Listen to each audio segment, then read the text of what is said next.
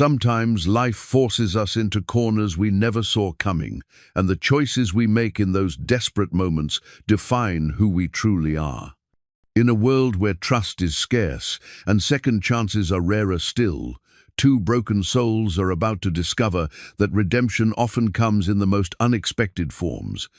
Wealthy cattle baron Thaddeus Crane needs a wife in 30 days to keep his inheritance. Clara Rose sits in jail, facing the gallows for a murder she claims she didn't commit. He offers her marriage and freedom. She offers him the solution to his problem. But as their arrangement unfolds, Thaddeus begins questioning Clara's guilt, and Clara starts seeing past his cold exterior. When the real truth emerges and danger closes in, their fake marriage becomes achingly real. What happens when a man who's always valued money above all else discovers that some things are worth more than gold? Before we jump back in, tell us where you're tuning in from, and if this story touches you, make sure you're subscribed, because tomorrow I've saved something extra special for you. The morning sun cast long shadows across the dusty main street of Redemption Bluff, a frontier town that had seen better days but still carried the stubborn hope of those who refused to give up on their piece of the American dream. The year was 1885, and the West was still wild enough to swallow a man's dreams or make them come true, depending on his courage and the cards fate dealt him. At the edge of town, where the cobblestones gave way to dirt roads that stretched toward endless horizons, stood the offices of Whitmore Associates, the only law firm within 100 miles that dealt with matters of significant wealth. Inside the modest building, behind a desk worn smooth by decades of important documents and difficult conversations, sat Thaddeus Crane, a man whose very presence commanded respect without demanding it. At 35, Thaddeus possessed the kind of weathered handsomeness that spoke of long days under the prairie sun and nights spent making decisions that affected hundreds of lives. His dark hair showed premature threads of silver at the temples, and his deep-set brown eyes held the weight of a man who had learned that money could solve most problems but couldn't fill the emptiness that settled in a person's soul when they realized they had no one to share their success with. The Crane Ranch sprawled across 15,000 acres of the finest grazing land in 3 counties, supporting herds that numbered in the thousands and employed nearly 50 men year-round. Thaddeus had built this empire from the modest foundation his uncle Jonathan had left him 12 years ago, a single section of land and a handful of cattle. Through careful planning, shrewd business deals, and a work ethic that put most men to shame, he had transformed a small inheritance into one of the largest and most profitable ranching operations in the territory. But success, as Thaddeus had learned, was a lonesome companion. The leather-bound document before him crackled as he turned its pages, each word of his uncle's last will and testament striking him like a physical blow. Jonathan Crane had been more than an uncle. He had been the father Thaddeus never knew, the mentor who taught him that land was more than dirt and grass, that it was legacy, responsibility, and the foundation upon which a man built his life's work. "I trust this comes as no surprise, Mr. Crane," said Edgar Whitmore, the elderly lawyer whose white whiskers and gentle manner couldn't quite hide the sharp intelligence in his pale blue eyes. "Your uncle spoke of this arrangement many times in recent years." Thaddeus read the relevant passage again, though the words were already burned into his memory. "To my nephew, Thaddeus Crane, I leave the entirety of my holdings, including the Diamond Bar Ranch, all livestock, equipment, and the sum of $50,000 in gold, held in trust at First National Bank of Denver. However, this bequest is conditional upon his marriage to a woman of good character within 1 year of my death. Should he fail to meet this condition, half of all holdings shall pass to the Territorial Land Development Company." The Territorial Land Development Company. Thaddeus knew them well, a group of Eastern investors who had been circling the best ranches in the territory like vultures, waiting for any opportunity to acquire prime grazing land for their railroad expansion plans. His uncle's conditional bequest had been his way of ensuring the family legacy would continue through marriage and, presumably, children who would carry the Crane name forward. The clause was his attempt to ensure you wouldn't spend your life alone. Whitmore continued, his voice gentle but firm. He worried about you, son, said you were too busy building an empire to build a family. Thaddeus folded the will carefully, his movements deliberate and controlled. When did he die? 3 weeks ago, in his sleep. The funeral was small, as he requested. The 30-day notice period began the day after his burial. Whitmore consulted his pocket watch, which means you have exactly 7 days to fulfill the condition. 7 days.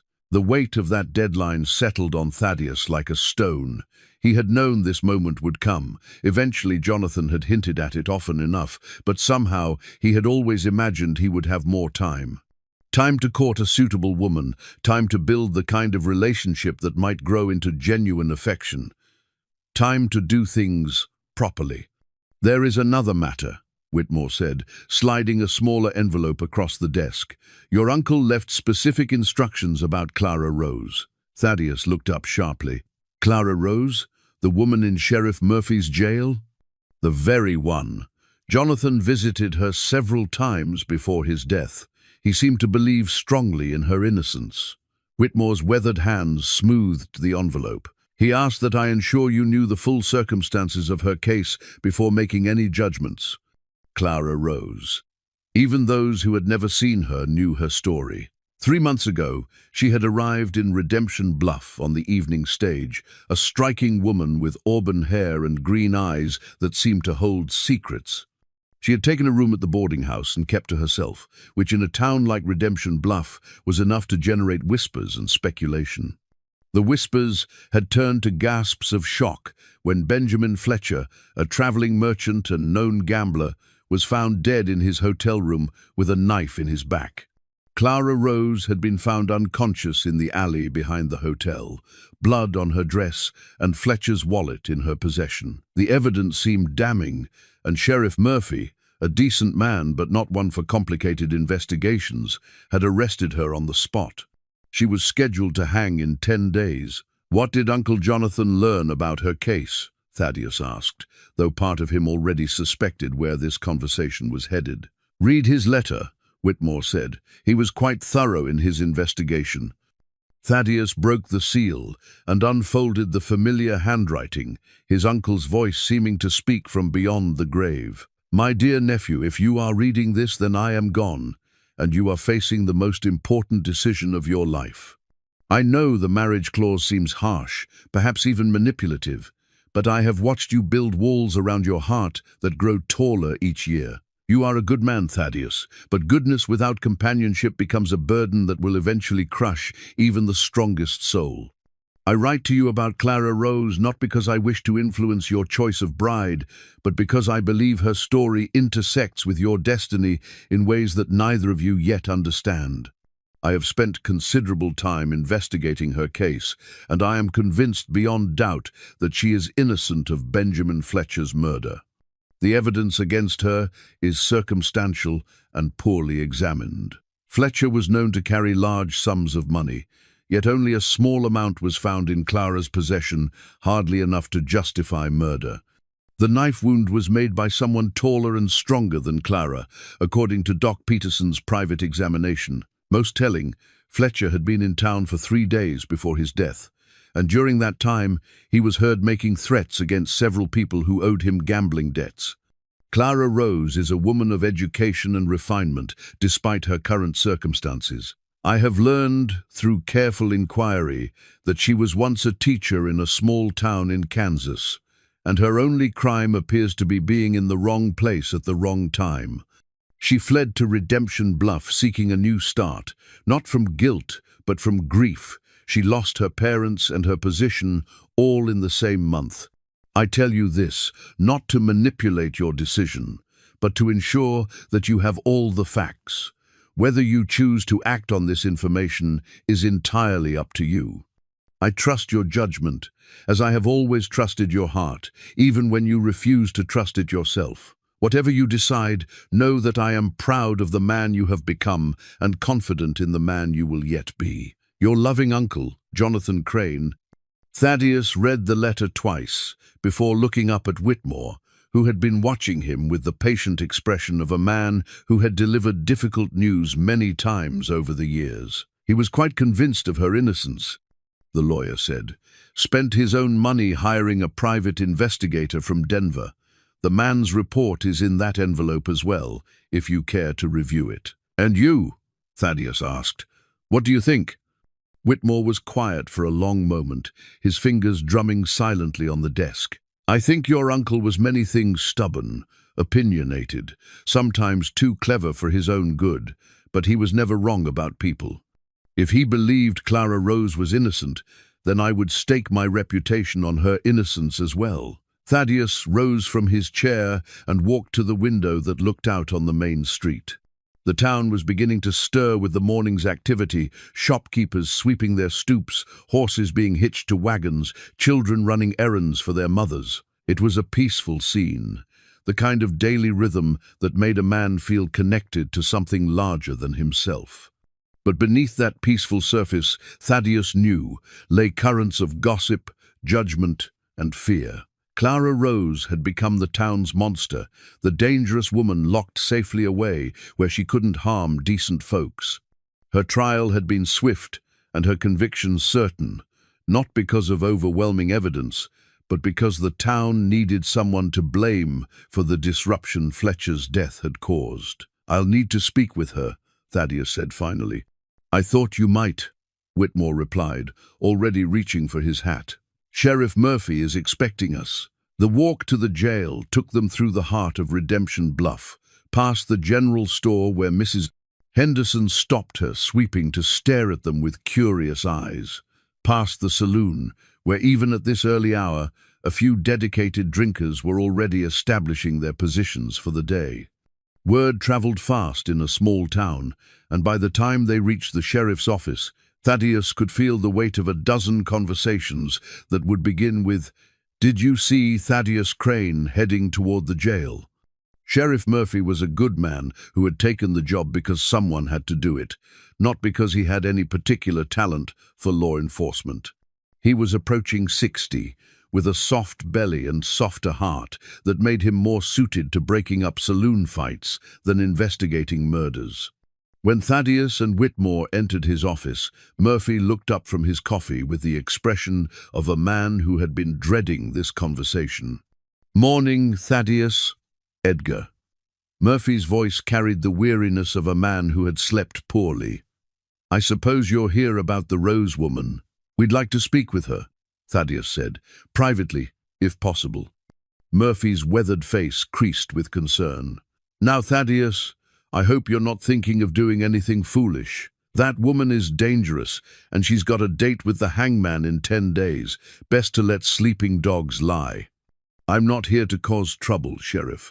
I just want to hear her side of the story." "Her side?" Murphy's voice rose slightly. "Son, I've got a dead man and a woman caught red-handed with blood on her dress and his money in her pocket. What more story do you need?" Whitmore cleared his throat gently. "Sheriff, Mr. Crane has certain legal interests in this case that require him to conduct his own interview. I assure you, everything will be done properly and within the bounds of the law." Murphy looked between the two men, clearly uncomfortable, but unable to find a legal reason to refuse. "Well, I suppose there's no harm in talking, but I'll be right outside that door, and if she tries anything—" "She won't," Thaddeus said with more confidence than he felt. The jail consisted of 3 cells in the back of the building, separated from Murphy's office by a heavy wooden door reinforced with iron bands. 2 of the cells stood empty, their doors hanging open to reveal narrow bunks and chamber pots. The 3rd cell was occupied. Clara Rose sat on the edge of her bunk, her hands folded in her lap, her posture straight despite the circumstances. She was smaller than Thaddeus had expected. The stories had painted her as an Amazon, but there was something in her bearing that suggested strength rather than fragility. Her auburn hair was pulled back in a simple braid, and her green eyes held a directness, that was startling in its intensity. She was, without question, the most beautiful woman Thaddeus had ever seen. But more than that, she possessed a quality that went beyond mere beauty, a dignity that remained intact despite her circumstances, a sense of self that couldn't be diminished by iron bars or public condemnation. "Mr. Crane," she said, rising as he approached. Her voice was clear and well-modulated, with the accent of education rather than the frontier. "I wondered when you might come to see me, Miss Rose." Thaddeus found himself uncertain how to begin. The woman before him bore no resemblance to the dangerous criminal the town had made her out to be. "I hope you'll forgive the intrusion." "There's nothing to forgive. I welcome the company." She gestured to the cell's single chair. "Please, sit, though I'm afraid I can't offer you coffee." Despite the grimness of the situation, Thaddeus found himself almost smiling at her gracious manner. "Thank you, but I prefer to stand." They studied each other in silence for a moment, each taking the measure of the other. Thaddeus saw intelligence in her eyes, and pain, but no guilt or deception. Clara saw a man who carried himself with authority, but approached her without the fear or disgust that characterized most of her visitors. "You're here about your uncle's investigation," she said finally. "He was a kind man, one of the few people who bothered to listen to my side of the story." "And what is your side of the story, Miss Rose?" Clara's hands tightened slightly in her lap, the only sign that the question affected her. "I didn't kill Benjamin Fletcher. I never even spoke to the man while he was alive. But I understand why no one believes me. The evidence against me is damning, and I have no way to prove my innocence. Where were you the night Fletcher was killed?" "In my room at the boarding house, asleep. I had retired early with a headache." Her voice remained steady, but Thaddeus could see the effort it cost her to remain composed. "I woke to screaming in the street. When I looked out my window, I saw people gathering around something in the alley. I dressed quickly and went to see what had happened." "And that's when you found Fletcher's body?" "No." Clara's denial was firm. "That's when someone struck me from behind. I remember falling, and then nothing until I woke up in this cell with Sheriff Murphy telling me I was under arrest for murder." Thaddeus absorbed this, comparing it to the official story he had heard. According to Murphy, Clara had been found unconscious beside Fletcher's body, her dress stained with his blood, his wallet in her possession.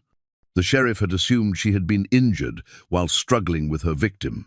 "You have no memory of how Fletcher's blood came to be on your dress?" "None. I can only assume that whoever really killed him used my unconscious body to confuse the evidence."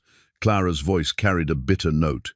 "It was quite effective. Why would someone want to frame you specifically?" Clara was quiet for so long that Thaddeus thought she might not answer. When she finally spoke, her voice was barely above a whisper. "I don't know. I had been in town for less than a week. I knew no one, and had made no enemies that I was aware of. The only explanation I can think of is that I was simply convenient." Thaddeus studied her face, looking for any sign of deception. He had become skilled at reading people over the years. It was a necessary talent in business, but Clara Rose was either completely truthful or the most accomplished liar he had ever encountered. "Miss Rose," he said carefully, "I have a proposition for you." Clara's green eyes sharpened with suspicion. "A proposition?" Thaddeus moved closer to the cell bars, lowering his voice so that Sheriff Murphy couldn't overhear from the outer office. "I need a wife, Miss Rose, and you need your freedom."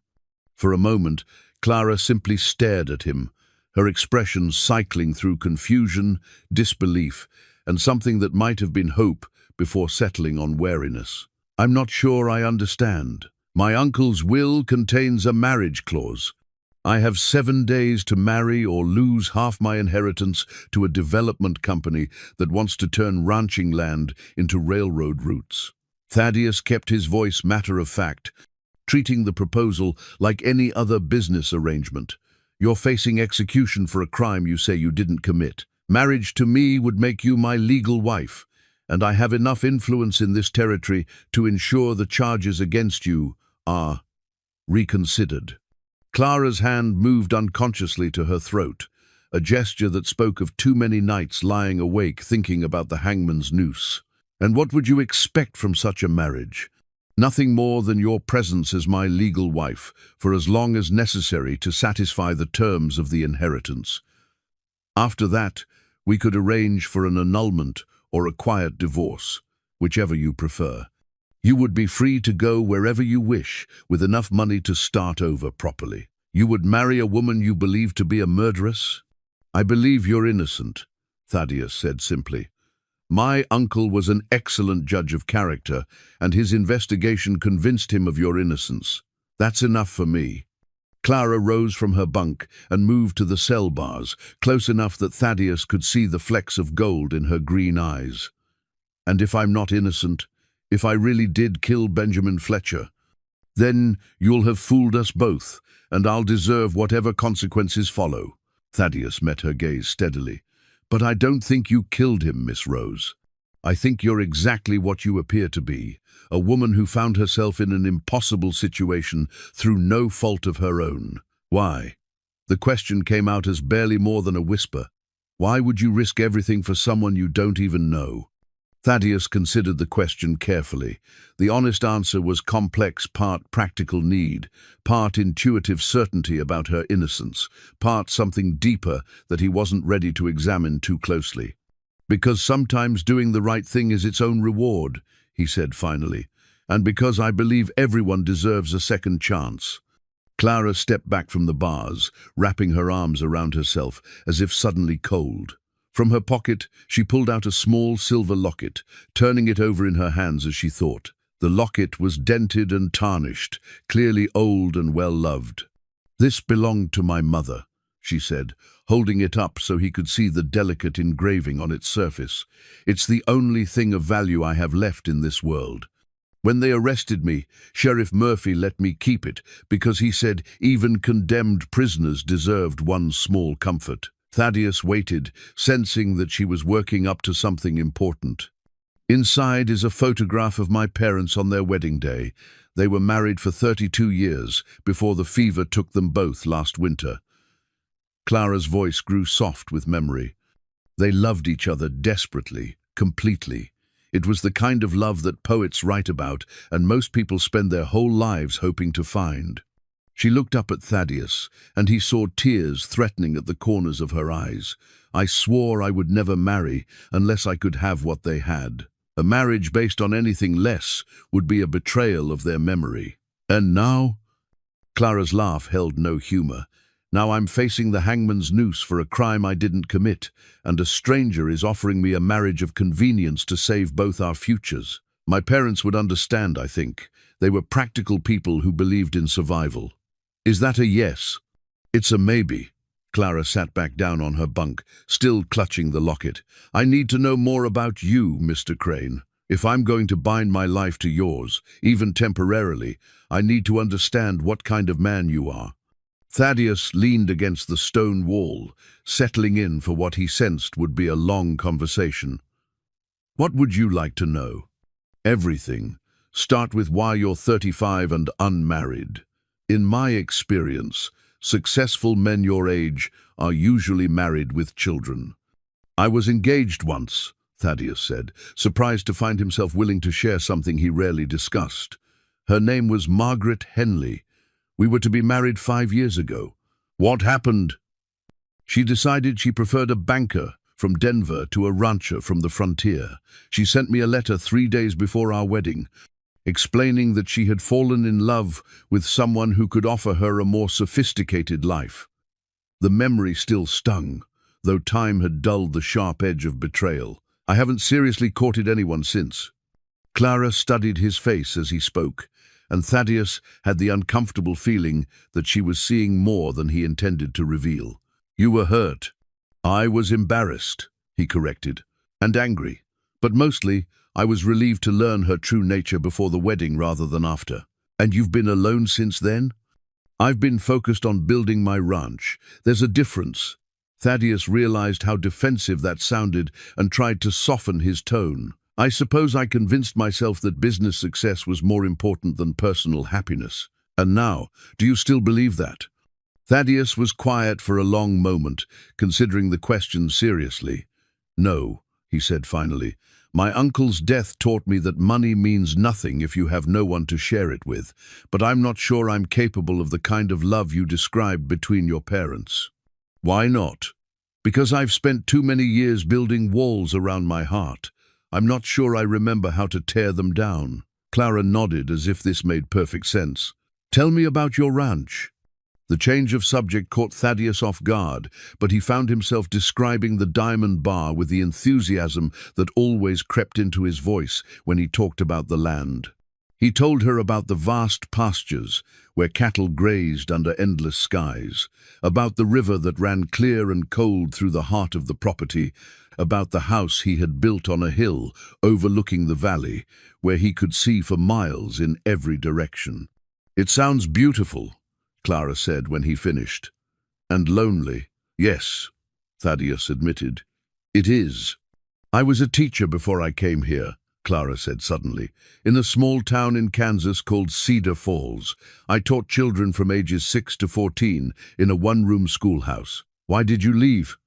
Pain flickered across Clara's features. "My parents died within a week of each other last winter. The fever hit our town hard, and by the time it passed, we had lost nearly a third of our population. The town council decided they could no longer afford to pay a teacher's salary, so they closed the school. I'm sorry for your loss." "Thank you. Losing them was like losing my anchor to the world. They had been the center of my universe since childhood, and without them, I felt completely adrift." Clara's voice grew stronger as she continued. "I had a little money saved, enough to travel and start over somewhere new. Redemption Bluff seemed like a good place to disappear and rebuild my life. Instead, you found yourself accused of murder." "Yes, though in a strange way, I'm grateful for your uncle's interest in my case. No one else bothered to look beyond the surface evidence. Sheriff Murphy is a kind man, but he's not an investigator." Thaddeus pulled out his pocket watch and checked the time. They had been talking for nearly an hour, and he could hear Murphy stirring restlessly in the outer office. "I need an answer, Miss Rose. The marriage would need to take place within the next few days to satisfy the terms of the will." Clara stood and moved back to the cell bars, extending her hand through them. Thaddeus took it, surprised by the calluses on her palm, the hands of someone who wasn't afraid of hard work. "I accept your proposal, Mr. Crane," she said formally, "with the understanding that this is a business arrangement designed to solve both our problems." "Understood." Thaddeus shook her hand, sealing their agreement. "I'll speak with Sheriff Murphy about arranging the ceremony." "There's one more thing," Clara said, not releasing his hand. "I want your promise that you'll continue investigating Benjamin Fletcher's murder. I know you believe I'm innocent, but I need proof of that innocence. I need my name cleared completely, not just my life saved. You have my word." Clara smiled then, the first genuine smile Thaddeus had seen from her, and it transformed her entire face. "Then I suppose we're to be married, Mr. Crane." As Thaddeus left the jail 20 minutes later, having made arrangements with a thoroughly bewildered Sheriff Murphy for a wedding ceremony to be held the following morning, he couldn't shake the feeling that his life had just taken a turn he couldn't have predicted even a week ago. The news of the impending marriage spread through Redemption Bluff like wildfire. By evening, it was the only topic of conversation in the saloon, the general store, and every parlor in town. Some folks expressed shock that Thaddeus Crane would marry a condemned murderess. Others speculated about his motives, with theories ranging from temporary insanity to a secret romantic obsession. But as Thaddeus sat alone in his ranch house that night, staring out at the moonlit pastures that had been his whole world for so many years, he found himself thinking less about the town's gossip and more about the woman he was about to marry. There had been something in Clara Rose's eyes that spoke to a part of him he had thought was dead, a spark of recognition that suggested they understood each other in ways that went beyond their mutual convenience. Tomorrow, he would marry a woman he barely knew to save them both. Whether that decision would prove to be salvation or disaster remained to be seen. The wedding ceremony took place at dawn in the jail cell. with Sheriff Murphy serving as reluctant witness and Judge Hawkins performing the abbreviated service with the speed of a man who wanted the whole affair behind him as quickly as possible. Clara wore the same simple blue dress she had been arrested in, now cleaned but still bearing faint stains that no amount of washing could completely remove. Thaddeus had dressed in his finest suit, a gesture of respect that wasn't lost on Clara despite the circumstances. "Do you, Thaddeus Crane, take this woman to be your lawfully wedded wife?" Judge Hawkins asked, his voice carrying the formal weight of legal proceedings. "I do," Thaddeus replied, looking directly into Clara's eyes as he spoke the words. "And do you, Clara Rose, take this man to be your lawfully wedded husband?" "I do," Clara said softly, her hand trembling slightly as Thaddeus slipped his uncle's simple gold wedding band onto her finger. "By the power vested in me by the territory of Wyoming, I now pronounce you husband and wife." Judge Hawkins closed his book with a snap. "You may kiss the bride, if you're so inclined." The moment stretched between them, awkward and charged with significance neither was ready to acknowledge. Finally, Thaddeus leaned forward and placed a chaste kiss on Clara's cheek, the touch so brief and light it might have been imagined. "Mrs. Crane," he said formally, stepping back. "Mr. Crane," she replied with equal formality, though something flickered in her green eyes that might have been amusement. Sheriff Murphy produced a blood-stained handkerchief from his desk drawer as the marriage party prepared to leave. "Almost forgot," he said, holding up the stained cloth. "This was found at the murder scene. Might mean something, might not. Figured you should have it, seeing as how you're so interested in this case." Thaddeus examined the handkerchief carefully. It was fine linen, far too expensive for someone like Fletcher to have owned. More importantly, the stains didn't match the pattern they should have if it had belonged to the victim. Where exactly was this found? "About 10 feet from Fletcher's body, tucked behind a rain barrel," Murphy said. "I always figured it belonged to whoever found him first, probably dropped it in the excitement." But as Thaddeus studied the bloodstains more closely, he realized they told a different story.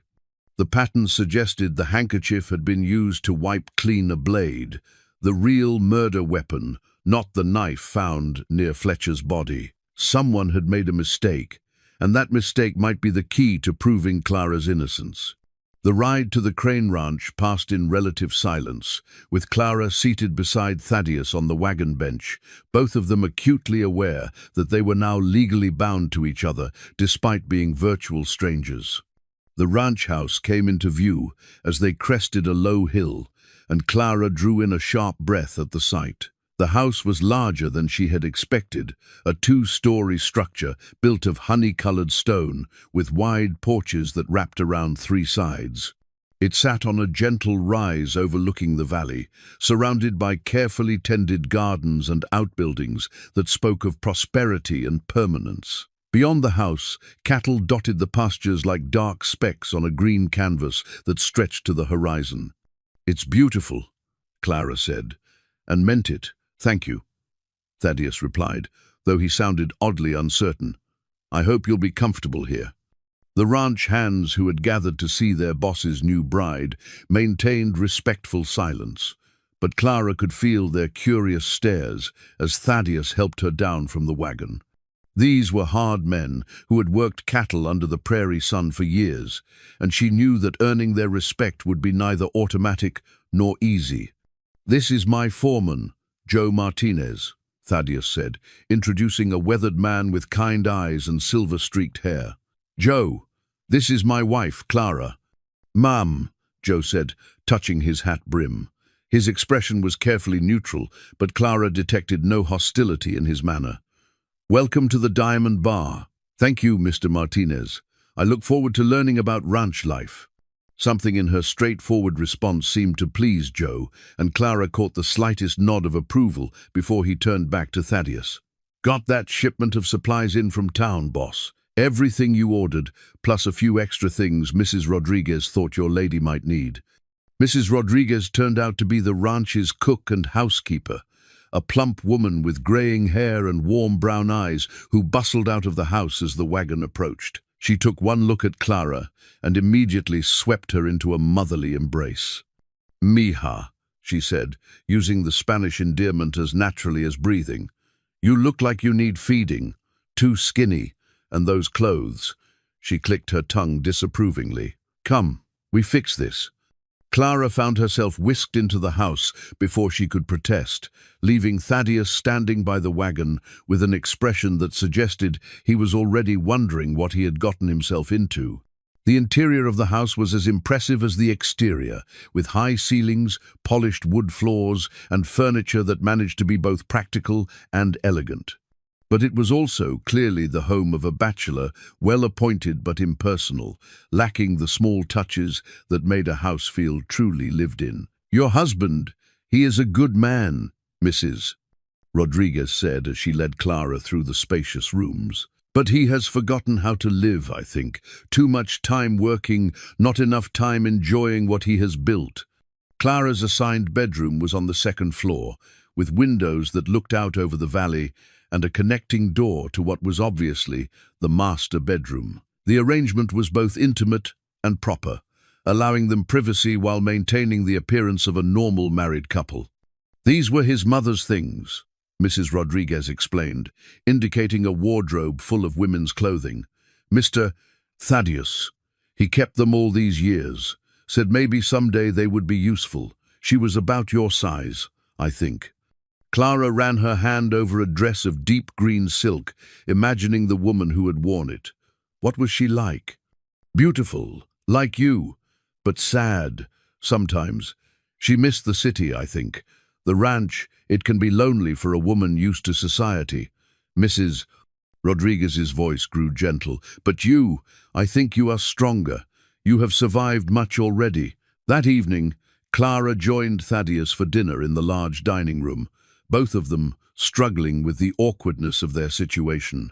She had changed into one of his mother's dresses, the green silk that brought out her eyes, and Thaddeus found himself staring at her more than was probably appropriate. "The hands seem like good men," Clara said, attempting conversation.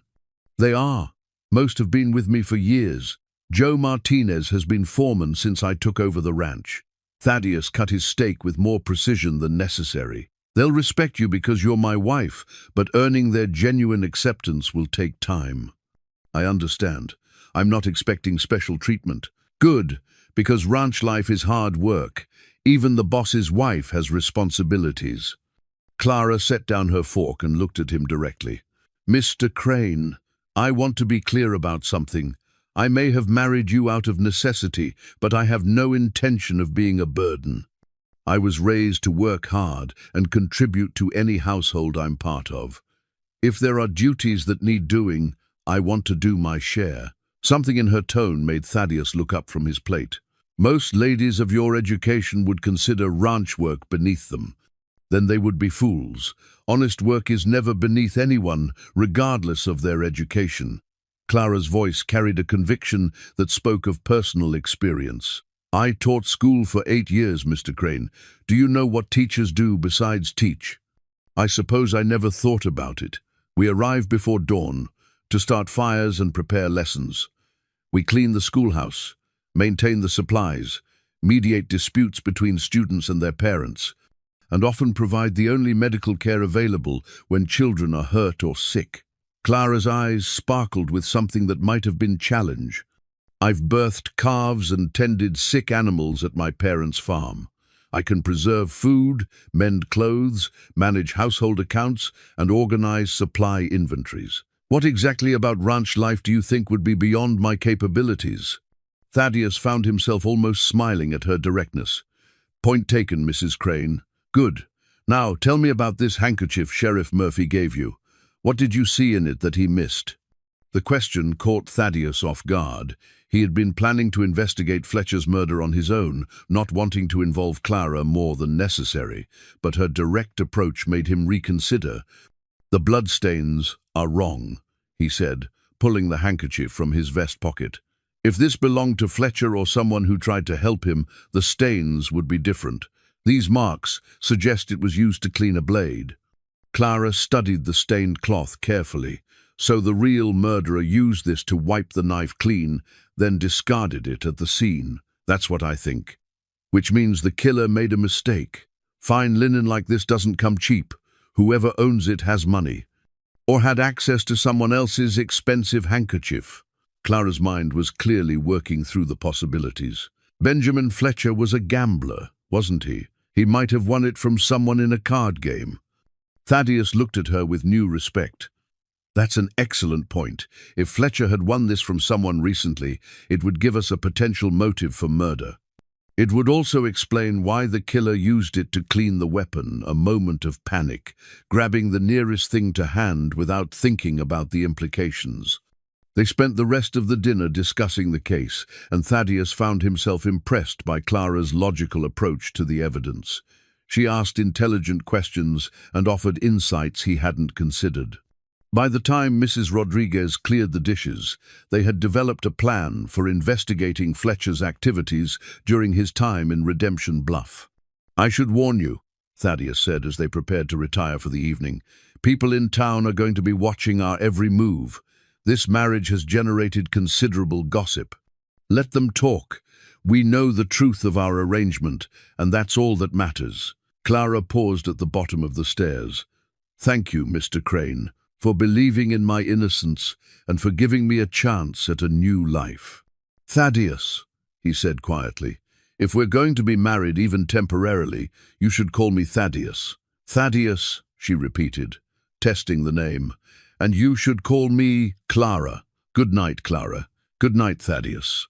As Clara climbed the stairs to her room, Thaddeus remained in the parlor for a long time, staring into the fire and trying to understand what he had gotten himself into. He had married a woman to save her life and secure his inheritance, but already he was beginning to suspect that Clara Crane now, was going to change his carefully ordered world in ways he couldn't predict. In her room, Clara stood at the window, looking out over the moonlit valley, still wearing his mother's green dress. The gold wedding band on her finger caught the light, a symbol of promises neither fully understood yet. She had gained her freedom, but at the cost of binding herself to a man who was essentially a stranger. Tomorrow, they would begin the work of proving her innocence and learning to live as husband and wife, even if their marriage was only temporary. But as Clara prepared for bed in her new home, she couldn't shake the feeling that nothing about this arrangement would turn out to be as simple as they both hoped. Clara's first week at the Diamond Bar passed in a blur of new routines and careful navigation of her unusual circumstances. She rose before dawn each morning, drawn by the quiet beauty of the sunrise over the valley and the peaceful rhythm of ranch life awakening around her. Mrs. Rodriguez had quickly discovered that Clara was not content to sit idle, and soon had her helping with everything from meal preparation to managing the household accounts. "You have good hands for this work," the older woman observed as Clara efficiently tallied the monthly supply orders. "And a good head for numbers. Mr. Thaddeus, he will be pleased." But Clara's most significant discovery came when she found herself drawn to the ranch's small library, a room lined with well-worn books that revealed more about Thaddeus than any conversation they had shared. Among volumes on cattle breeding and land management, she discovered poetry collections, classic novels, and philosophical works that spoke of a man with depths he kept carefully hidden. It was there that she found the diary, tucked between agricultural texts where it might easily be overlooked. The leather binding was worn soft with handling, and Clara's name was embossed in faded gold letters on the cover. For a moment, she was confused. Surely this couldn't be hers, until she opened it and saw her own handwriting on the first page. "Day 1 in Redemption Bluff," she had written 3 months ago. "I arrived this evening on the stage, tired and dusty but hopeful that this town might offer the fresh start I desperately need. The boarding house is clean and respectable, and Mrs. Patterson seems kind. Perhaps here I can finally begin to heal from all the losses I've endured." Clara sank into a chair as memories flooded back. She had indeed kept a diary during her first weeks in town, writing in it each evening as a way to process her grief and uncertainty. But she had thought it lost when she was arrested. Sheriff Murphy had certainly never returned it with her other belongings. She flipped through the pages, reading her own account of those first days in Redemption Bluff. Her handwriting chronicled her attempts to find work, her growing comfort with the town's routines, and her cautious optimism about the future. But it was the final entry that made her blood run cold. I am troubled by something I witnessed tonight. From my window at the boarding house, I saw two men arguing in the alley behind the hotel. One was Mr. Fletcher, the gambling man who has been staying there. The other I recognized as Mr. Samuel Wright from the Land Development Company. Their voices were raised, and I distinctly heard Mr. Wright say, "You'll keep your mouth shut about Denver, or you'll regret it." Mr. Fletcher laughed and said something about having insurance. Mr. Wright struck him then, and Mr. Fletcher fell against the hotel wall. I thought about going for help, but by the time I gathered my courage, both men had disappeared into the darkness. I pray this was nothing more than a business disagreement, but I fear I may have witnessed something more serious. Clara's hands trembled as she read her own words. Samuel Wright, she remembered him now, a smooth-talking man in expensive clothes who claimed to represent Eastern investors interested in purchasing ranch land. She had seen him around town during her first week, always impeccably dressed and speaking in the cultured tones of education and money. But more importantly, she had witnessed Wright threatening Fletcher the night before the murder, and someone had taken her diary, the only record of what she had seen. Finding something interesting? Clara spun around to find Thaddeus standing in the library doorway, his expression curious but not alarmed. She held up the diary with shaking hands. "This is mine," she said.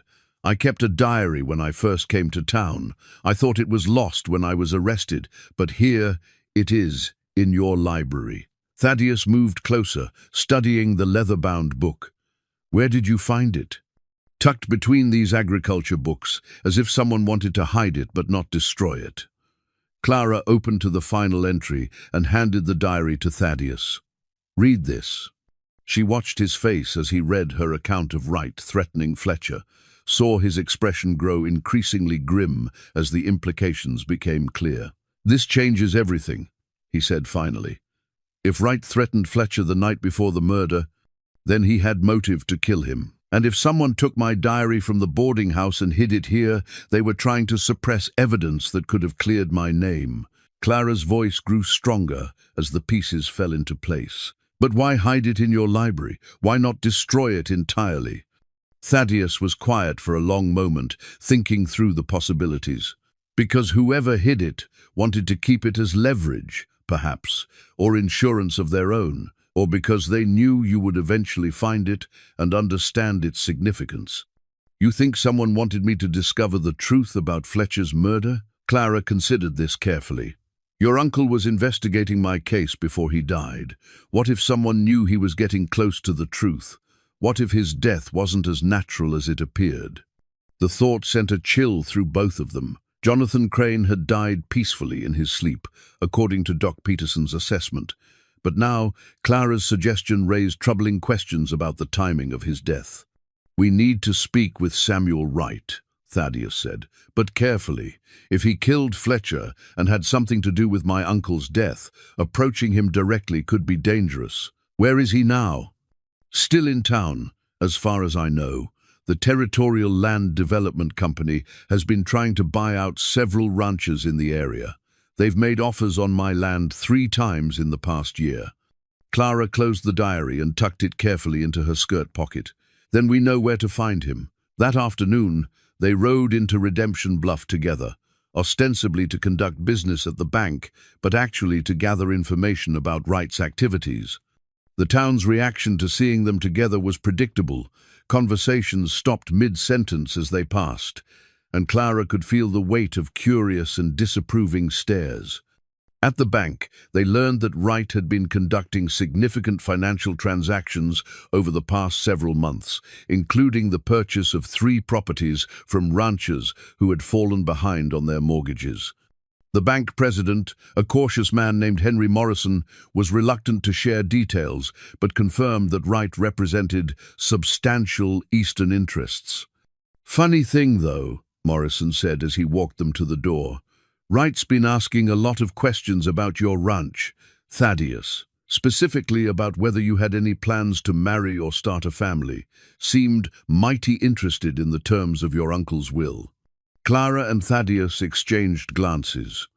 If Wright knew about the marriage clause in Jonathan's will, it suggested a level of inside knowledge that was deeply troubling. Their next stop was the hotel where Fletcher had been staying. The desk clerk, a nervous young man named Peter, remembered Wright well. "Oh yes, he's been staying here off and on for months," Peter said. "Always pays in cash, always very polite, but he asks a lot of questions about the other guests, if you know what I mean." "What kind of questions?" Clara asked. "About their business, their finances, their personal situations. Mr. Fletcher, for instance. Mr. Wright seemed real interested in Fletcher's gambling activities. Asked me several times about who Fletcher played cards with and whether he won or lost." This information painted a picture of Wright as someone who made it his business to know everyone else's secrets. If Fletcher had stumbled onto something that could damage Wright's plans, it would certainly provide motive for murder. As they prepared to leave the hotel, Clara noticed a familiar figure emerging from the saloon across the street.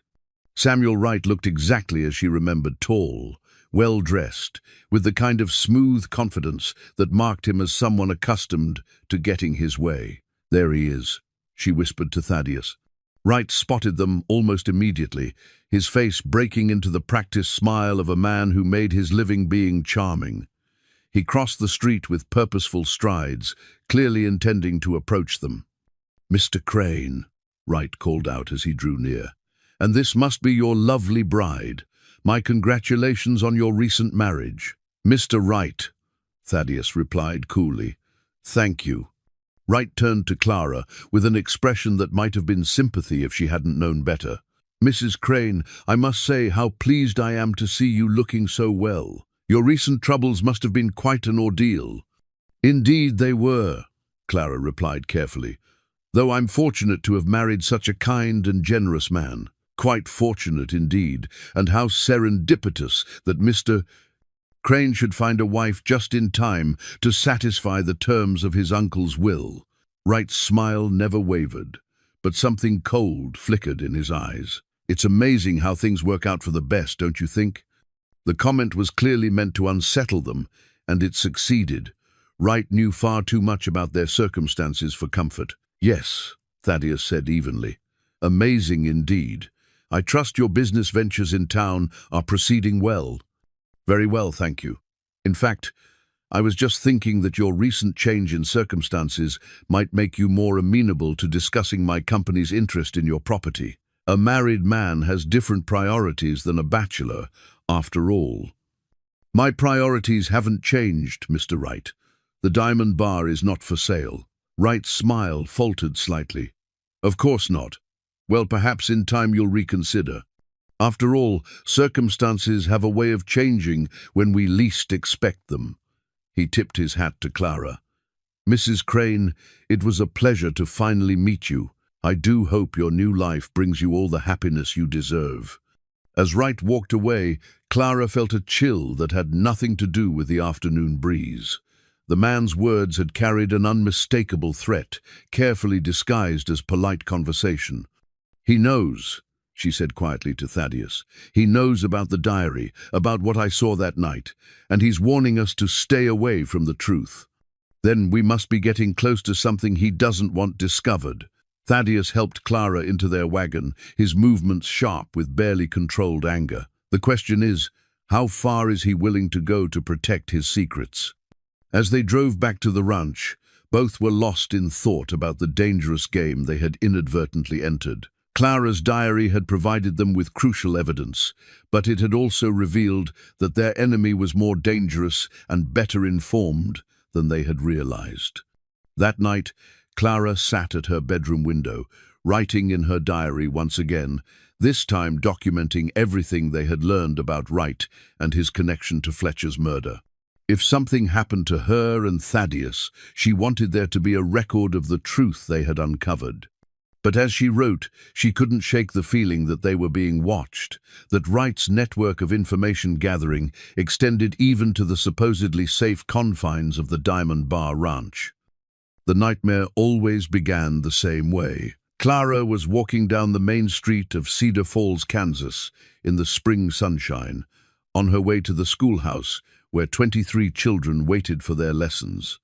But when she reached for the schoolhouse door, her hand came away covered in blood. She turned to run, but the street had become an alley in Redemption Bluff, and Benjamin Fletcher's body lay crumpled against the hotel wall, his eyes staring accusingly at her. "You did this," he always said in the dream. "You brought death to everyone you touch." Clara woke with a gasp, her nightgown soaked with perspiration despite the cool night air. These dreams had plagued her since her arrest, but they seemed to be growing more frequent and vivid since her marriage to Thaddeus. Perhaps it was the guilt of involving an innocent man in her troubles, or perhaps it was the growing certainty that Samuel Wright would stop at nothing to protect his secrets. A soft knock at her bedroom door interrupted her troubled thoughts. "Clara, are you all right?" She wrapped a robe around herself and opened the door to find Thaddeus standing in the hallway, fully dressed despite the early hour. His hair was disheveled and his eyes were concerned. "I heard you cry out," he said. "Another nightmare." Clara nodded, suddenly embarrassed by her vulnerability. "I'm sorry if I disturbed you. They're getting worse, I'm afraid." "You have nothing to apologize for. After what you've been through, nightmares are hardly surprising." Thaddeus hesitated, then added, "Would you like some coffee? Mrs. Rodriguez is already up preparing breakfast, and I was going to check on the cattle in the north pasture." "I'd like that," Clara said gratefully. "Give me a moment to dress." 20 minutes later, they sat on the kitchen porch watching the sun rise over the valley, sharing coffee and the comfortable silence that had begun to develop between them. Clara wore a practical riding dress borrowed from his mother's wardrobe, and her auburn hair was braided simply down her back. In the golden morning light, Thaddeus thought she looked more beautiful than any woman had a right to look after a sleepless night. "Tell me about your dreams," he said gently. Clara was quiet for so long, he thought she might not answer. When she finally spoke, her voice was barely above a whisper. "They're about death. About everyone I've ever cared about dying because of something I did or failed to do. My parents, the children I taught, even you, all of them lying dead while I stand helpless and covered in blood. Clara, I know they're not rational," she continued quickly. "I know that dreams don't predict the future, but sometimes I wonder if there's some truth in them.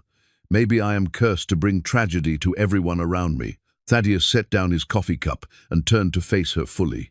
"Do you know what I think about when I look at you?" Clara shook her head. "I think about courage.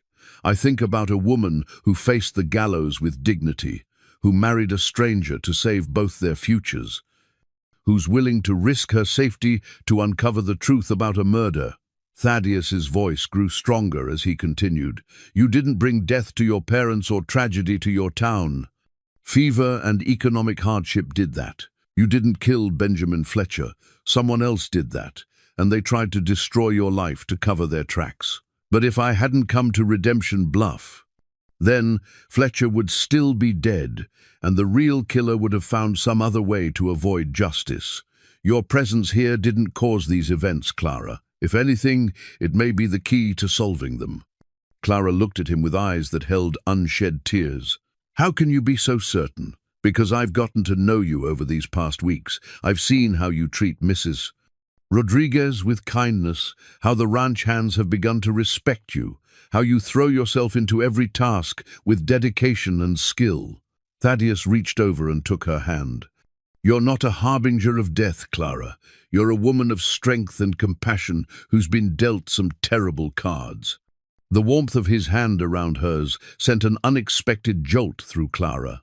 For the first time since their marriage, she was acutely aware of Thaddeus, not just as her legal husband, but as a man, an attractive, kind, complex man, who was looking at her with an expression that had nothing to do with their business arrangement. "Thank you," she said softly, "for believing in me when I sometimes struggle to believe in myself." "Always," he replied, and Clara suspected he meant more than just his faith in her innocence. The intimate moment was interrupted by the arrival of Joe Martinez, who rode up to the porch with the rapid pace that indicated urgent news. "Boss," Joe called out as he dismounted, "we got trouble in the north pasture. Someone cut the fence during the night, and about 50 head of cattle are missing." Thaddeus was on his feet immediately, his expression shifting from gentle husband to ranch owner in an instant. "Any sign of who did it?" "Tracks suggest at least 3 men on horseback, maybe 4. They drove the cattle west toward the territorial boundary." Joe's weathered face was grim. "This wasn't random rustling, boss. They knew exactly which section of fence to cut and which cattle to take. Someone's been watching us." Clara felt a chill of recognition. "Right," she said quietly. Both men looked at her, and she continued. "Yesterday, he mentioned that circumstances have a way of changing unexpectedly. This feels like the beginning of a campaign to pressure you into selling." Thaddeus's jaw tightened with anger. "Joe, get 6 men together and prepare to track those cattle. I want them back, and I want to know who took them." "Already done, boss. We're ready to ride as soon as you are." "I'm coming with you," Clara said, standing up with determination. "Absolutely not," Thaddeus replied immediately. "This could be dangerous, and I'm not going to sit here helplessly while Wright escalates his campaign against us." Clara's voice carried the same steel that had helped her survive 3 months in jail. "I can ride as well as any man. I can shoot if necessary, and I'm not afraid of danger." "Clara, be reasonable." "I am being reasonable. Wright is targeting both of us, not just you. This is my fight as much as yours." She fixed him with a look that brooked no argument. "Besides, you'll need someone watching your back, and I'm the only person you can completely trust." Joe Martinez cleared his throat diplomatically. "Begging your pardon, ma'am, but Mrs. Crane has a point. If this is Wright's doing, then you're both targets. Might be safer to stick together." Thaddeus looked between his wife and his foreman, recognizing the futility of arguing with 2 people who had already made up their minds. "Fine, but you stay close to me, and if shooting starts, you get behind cover immediately." "Agreed," Clara said, though her tone suggested she would make her own decisions when the time came. An hour later, 7 riders left the Diamond Bar Ranch, following the trail of the stolen cattle. Clara rode beside Thaddeus on a spirited mare named Stella, her divided riding skirt practical and her father's old Colt revolver holstered at her hip. She had surprised Thaddeus with her skill in the saddle, sitting her horse with the easy confidence of someone who had grown up around animals. The trail led them across increasingly rough terrain, through gullies and over rocky hills that seemed designed to slow pursuit. Whoever had taken the cattle knew the country well and was making every effort to avoid detection. "There," Joe said, pointing to a distant ridge where dust was visible against the morning sky. "They're pushing the cattle hard, trying to reach the territorial boundary before we can catch up." "How far to the boundary?" Clara asked. "About 5 miles, Thaddeus replied grimly. "Once they cross over, they'll be outside our jurisdiction, and getting the cattle back will be much more difficult." They pushed their horses harder, racing against time and the growing heat of the day. As they crested a particularly steep hill, the stolen cattle came into view, a dark mass moving across the valley below, driven by 4 mounted men who were clearly trying to reach the safety of territorial boundary. "There's something else," Joe said, pointing to another group of riders approaching from the east. "Company coming." Clara shaded her eyes against the sun and studied the approaching horseman. "That's right," she said with certainty. "And he's brought help." Indeed, Samuel Wright was riding toward them with at least 8 men, all armed and moving with military precision. This was no longer about stolen cattle. It was a confrontation that could easily turn deadly. "We're outnumbered," one of the ranch hands said nervously. Maybe in numbers, Thaddeus replied, his voice calm despite the danger. But we're fighting for what's ours, and they're fighting for money. There's a difference. As the two groups approached each other across the valley floor, Clara felt her heart racing with a mixture of fear and anticipation. This was the moment she had been preparing for since the day she was arrested, the chance to face the man who had destroyed her life and fight back. But as they drew closer to Wright's group, she noticed something that made her blood run cold. One of Wright's men was wearing a shirt with distinctive bone buttons, buttons that exactly matched one she had seen in Benjamin Fletcher's hotel room the night before his murder. "Thaddeus," she said urgently, "the man on the sorrel horse, third from the left. He was in the hotel the night Fletcher died. I saw him leaving Fletcher's room." The pieces of the puzzle were finally beginning to fit together, but Clara realized they were riding into a trap with odds that were heavily stacked against them. Wright hadn't just stolen their cattle, he had lured them into open country, where he could eliminate the two people who posed the greatest threat to his plans. As the gap between the two groups narrowed, Clara checked the position of her revolver and prepared herself for what might be the fight of their lives. The two groups of riders faced each other across 50 yards of dusty ground, hands resting casually on gun butts while maintaining the pretense of civilized conversation. Samuel Wright sat his horse with the confident bearing of a man who held all the advantages, his expensive suit somehow remaining pristine despite the hard ride. "Mr. Crane," Wright called out in a voice that carried across the distance between them, "what a pleasant surprise to encounter you so far from your ranch. Out for a morning ride with your lovely wife? We're tracking stolen cattle, Wright. 50 head that were taken from my north pasture last night." Thaddeus's voice was steady, but Clara could see the tension in his shoulders. Wright made a show of looking around at the terrain with innocent confusion. "Stolen cattle? How terrible! I do hope you find them." He paused, letting his gaze settle on Clara, with an expression that made her skin crawl. "Though I must say, Mrs. Crane, it seems rather dangerous for a lady to be so far from home. These hills can be treacherous, especially for those unfamiliar with the territory." "I'm quite familiar with danger, Mr. Wright," Clara replied coolly, "and with men who hide their threats behind false courtesy." Wright's smile faltered slightly, but he quickly recovered. "I'm afraid I don't know what you mean. I'm simply concerned for your safety. After all, you've already had one unfortunate encounter with violence in Redemption Bluff." The casual mention of Fletcher's murder sent a ripple of tension through both groups of riders.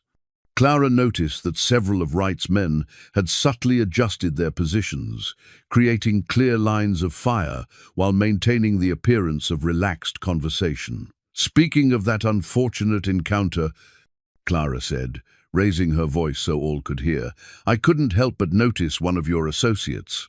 The gentleman on the sorrel horse, with the distinctive bone buttons on his shirt. The man in question, a lean, hard-faced individual with cold eyes, shifted uncomfortably in his saddle.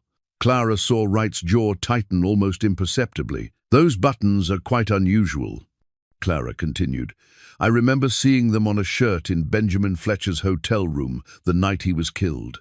Strange how small details stick in one's memory." Wright's pretense of friendliness evaporated entirely. "Mrs. Crane, I think grief and trauma may have affected your memory. It would be unfortunate if you began spreading wild accusations based on confused recollections." "My memory is quite clear, actually. It's becoming clearer every day." Clara's hand moved casually to rest near her revolver. "Just as clear as my recollection of the conversation I witnessed between you and Fletcher the night before his death." "That's enough," Wright snapped, his mask finally slipping completely. "You're playing a dangerous game, Mrs. Crane. Both of you are." Thaddeus moved his horse slightly forward, positioning himself between Clara and Wright's group. "The only dangerous game here is the one you've been playing since you arrived in Redemption Bluff. Buying up land through intimidation and fraud, murdering anyone who threatens to expose you." Wright laughed, but the sound held no humor. "Murder? What a dramatic accusation." Though I suppose it's natural for a man to believe his wife's stories, even when those stories come from a condemned murderess. She's not a murderess, Thaddeus said quietly, but his voice carried the weight of absolute conviction. She's an innocent woman you framed to cover your own crimes. Can you prove that? Wright's confidence was returning as he realized they had no witnesses beyond their small group. Can you prove any of your wild theories? Clara reached into her saddlebag and withdrew a small silver object, holding it up so it caught the sunlight. Actually, we can. This is Benjamin Fletcher's pocket watch, the one that was supposedly stolen the night he was killed. Wright's face went pale as he stared at the watch. Funny thing about this watch, Clara continued, it wasn't stolen at all. It was dropped in your hotel room 3 nights ago when Sheriff Murphy conducted his search.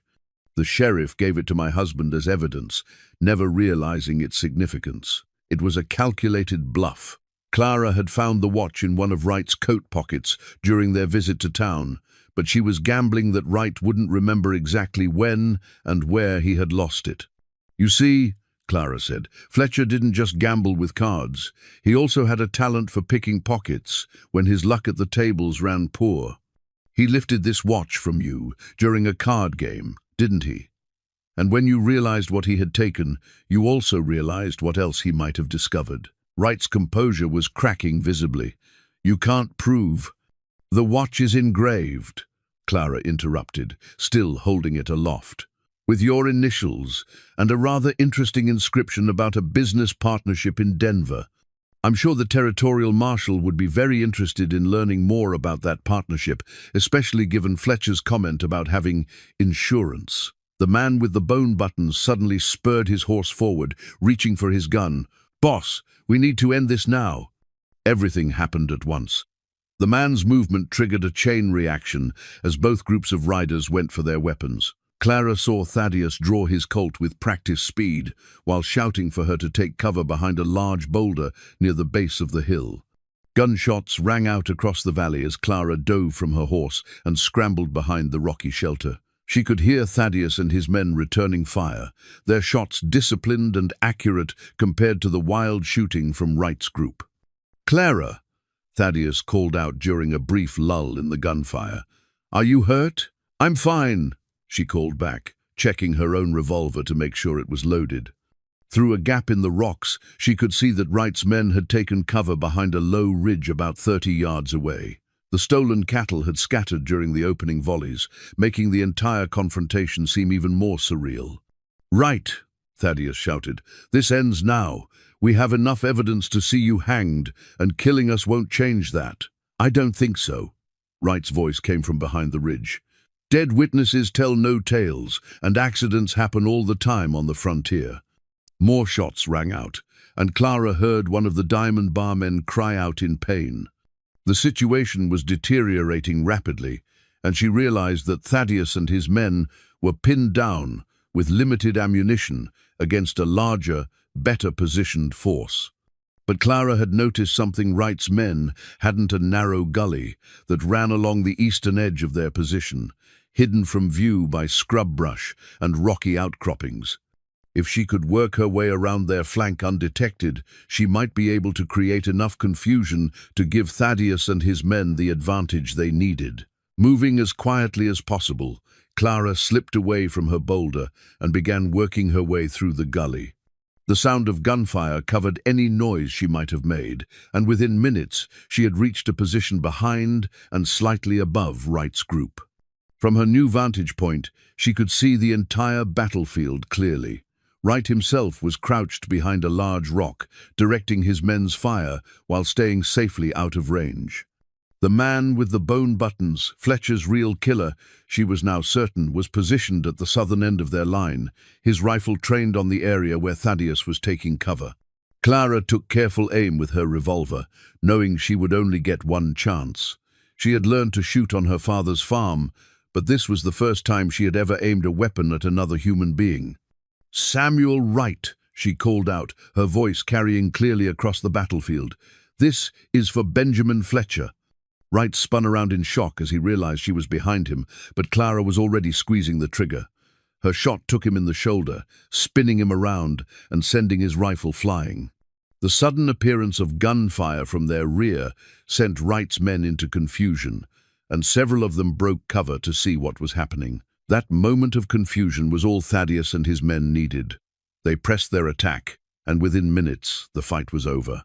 3 of Wright's men were down, 2 were fleeing on horseback, and the rest had thrown down their weapons in surrender. Clara emerged from her hiding place to find Thaddeus limping toward her, blood seeping through his shirt sleeve, but his eyes bright with relief. "Are you hurt?" she asked, reaching out to examine his wound. "Just a graze, nothing serious." His hands were shaking slightly as he holstered his gun. "That was incredibly brave and incredibly foolish. You could have been killed." "So could you, and I wasn't about to let that happen." Clara looked over at Wright, who was sitting on the ground clutching his wounded shoulder while Joe Martinez kept him covered. "Is it over?" "Not quite," Thaddeus said grimly. "We still need to get them back to town and make sure the territorial marshal understands exactly what's been happening here." The man with the bone buttons, who turned out to be named Jake Morrison, proved surprisingly willing to talk once he realized Wright could no longer protect him. During the long ride back to Redemption Bluff, with Wright and Morrison both under guard, Morrison confessed to killing Benjamin Fletcher on Wright's orders. Fletcher had figured out Wright's whole scheme, Morrison explained, his voice flat with resignation. Wright's been buying up ranch land using forged documents and intimidated sellers. Fletcher had gambling debts all over the territory, and he'd learned to supplement his income by gathering information he could sell. He'd discovered Wright's connection to fraudulent land deals in Denver and was threatening to expose him unless Wright paid him off. "So Wright ordered you to kill him?" Wright said it had to look like robbery, but the woman, Mrs. Crane, she was in the wrong place at the wrong time. Wright figured framing her for the murder would solve 2 problems at once: get rid of Fletcher and provide a convenient scapegoat. Clara felt a cold satisfaction, hearing her innocence confirmed, but it was tempered by anger at how close Wright had come to succeeding. "What about my diary? How did it end up in Thaddeus's library?" Morrison looked confused. "Diary? I don't know nothing about any diary." Wright, despite his wound and obvious defeat, maintained his defiant silence. But Clara suspected she knew who had hidden her diary, someone who had wanted the truth to eventually come out but couldn't risk exposing it directly. As the lights of Redemption Bluff came into view, Clara realized that the nightmare that had begun 3 months ago was finally ending. Wright would face trial for Fletcher's murder and his fraudulent land schemes. Morrison would likely hang for his role in the killing, and she would finally have the complete vindication she had dreamed of during those long nights in jail. But more than that, she realized as she rode beside Thaddeus through the gathering dusk, she had found something she hadn't expected when she accepted his marriage proposal. She had found a partner, a man willing to risk his life to protect her and fight for justice alongside her. "Thank you," she said quietly as they approached the outskirts of town. "For what?" Thaddeus asked. "For believing in me, for saving my life, for being the kind of man who would marry a stranger to give her a second chance." Thaddeus was quiet for a long moment. "Clara, there's something I need to tell you. When this is all over, when you're completely cleared and free to make your own choices, yes? I hope you'll consider staying, not because of our arrangement, but because—" He stopped, seeming to struggle with the words. Clara felt her heart racing. "Because?" "Because somewhere along the way, this stopped being just a business arrangement for me. You've become more than just my wife in name. Clara, you've become someone I can't imagine living without." As they rode into town to deliver Wright and Morrison to justice, Clara realized that her new life was just beginning, and it was going to be more wonderful than she had ever dared to hope. The telegraph message arrived at the Diamond Bar Ranch 3 days after Wright and Morrison were locked up in the Redemption Bluff jail. Mrs. Rodriguez brought it to Thaddeus as he and Clara were reviewing the recovered cattle inventory in his study, her weathered face creased with concern. "This came from Denver, senor," she said, handing him the yellow paper. "The telegraph operator said it was marked urgent." Thaddeus read the message twice before his face went pale. Without a word, he handed it to Clara, who read the carefully printed words with growing alarm. "Stop. Investigation immediately. Stop Jonathan Crane murdered. Stop your marriage. Illegal. Stop will forged. Stop Territorial Land Company has legal ownership of Diamond Bar. Stop. Leave immediately or face consequences. Stop." "This doesn't make sense," Clara said, studying the message. "If Uncle Jonathan was murdered, why is this person warning us instead of the authorities? And how could our marriage be illegal?" Thaddeus was already moving toward his desk, pulling out the leather portfolio that contained his uncle's will. "There's only one way to find out." He spread the documents carefully on the desk surface, studying them with the methodical attention of a man whose entire future might depend on what he discovered. Clara joined him, and together they examined every page of the will with minute care. At first, nothing seemed amiss. The language was typical legal terminology, the signatures appeared genuine, and the witness attestations were properly notarized. But then Clara noticed something odd about the paper itself. "Thaddeus, look at this page compared to the others. The color is slightly different, and the texture doesn't match." Indeed, the page containing the marriage clause appeared to be made of different paper stock than the rest of the document. When held up to the lamplight, the watermark was also different, a detail that would be easy to miss in casual inspection, but glaring once noticed. "The marriage clause was added after the original will was written," Thaddeus said grimly. "Someone inserted a forged page into Uncle Jonathan's will. But who? And why?" Before Thaddeus could answer, they heard the sound of multiple horses approaching the ranch house at speed. Through the window, Clara could see at least a dozen riders, all wearing the badges of territorial marshals and federal agents. "Stay behind me," Thaddeus said, moving toward his gun cabinet. "Something tells me this isn't a social call." The lead rider was a tall, stern-faced man with graying hair and the bearing of someone accustomed to authority. He dismounted and approached the porch with official documents in his hand. "Mr. Thaddeus Crane?" he called out. "That's right," Thaddeus replied from the doorway, Clara standing beside him. "I'm Marshal William Hayes, United States Marshal Service. I have here a federal warrant for your arrest on charges of conspiracy to defraud the United States government and illegal occupation of federal land." Clara felt the world spinning around her. "Federal land? That's impossible. This ranch has been in the Crane family for over 20 years. Marshal Hayes consulted his documents. "According to our investigation, the original land grant to Jonathan Crane was obtained through fraudulent means. The Territorial Land Development Company has provided evidence that Mr. Jonathan Crane conspired with corrupt territorial officials to secure land grants for property that was already designated for railroad development." "That's a lie," Thaddeus said flatly. "My uncle was the most honest man I ever knew. He would never have participated in any kind of fraud." "Perhaps not knowingly," Hayes replied with what might have been sympathy, "but our investigation has uncovered evidence that suggests Mr. Crane was the victim of an elaborate scheme designed to make him appear complicit in land fraud. The real conspirators needed a respectable frontman, and they used him for that purpose." Clara's mind was racing as the implications became clear. Someone set up Uncle Jonathan from the very beginning.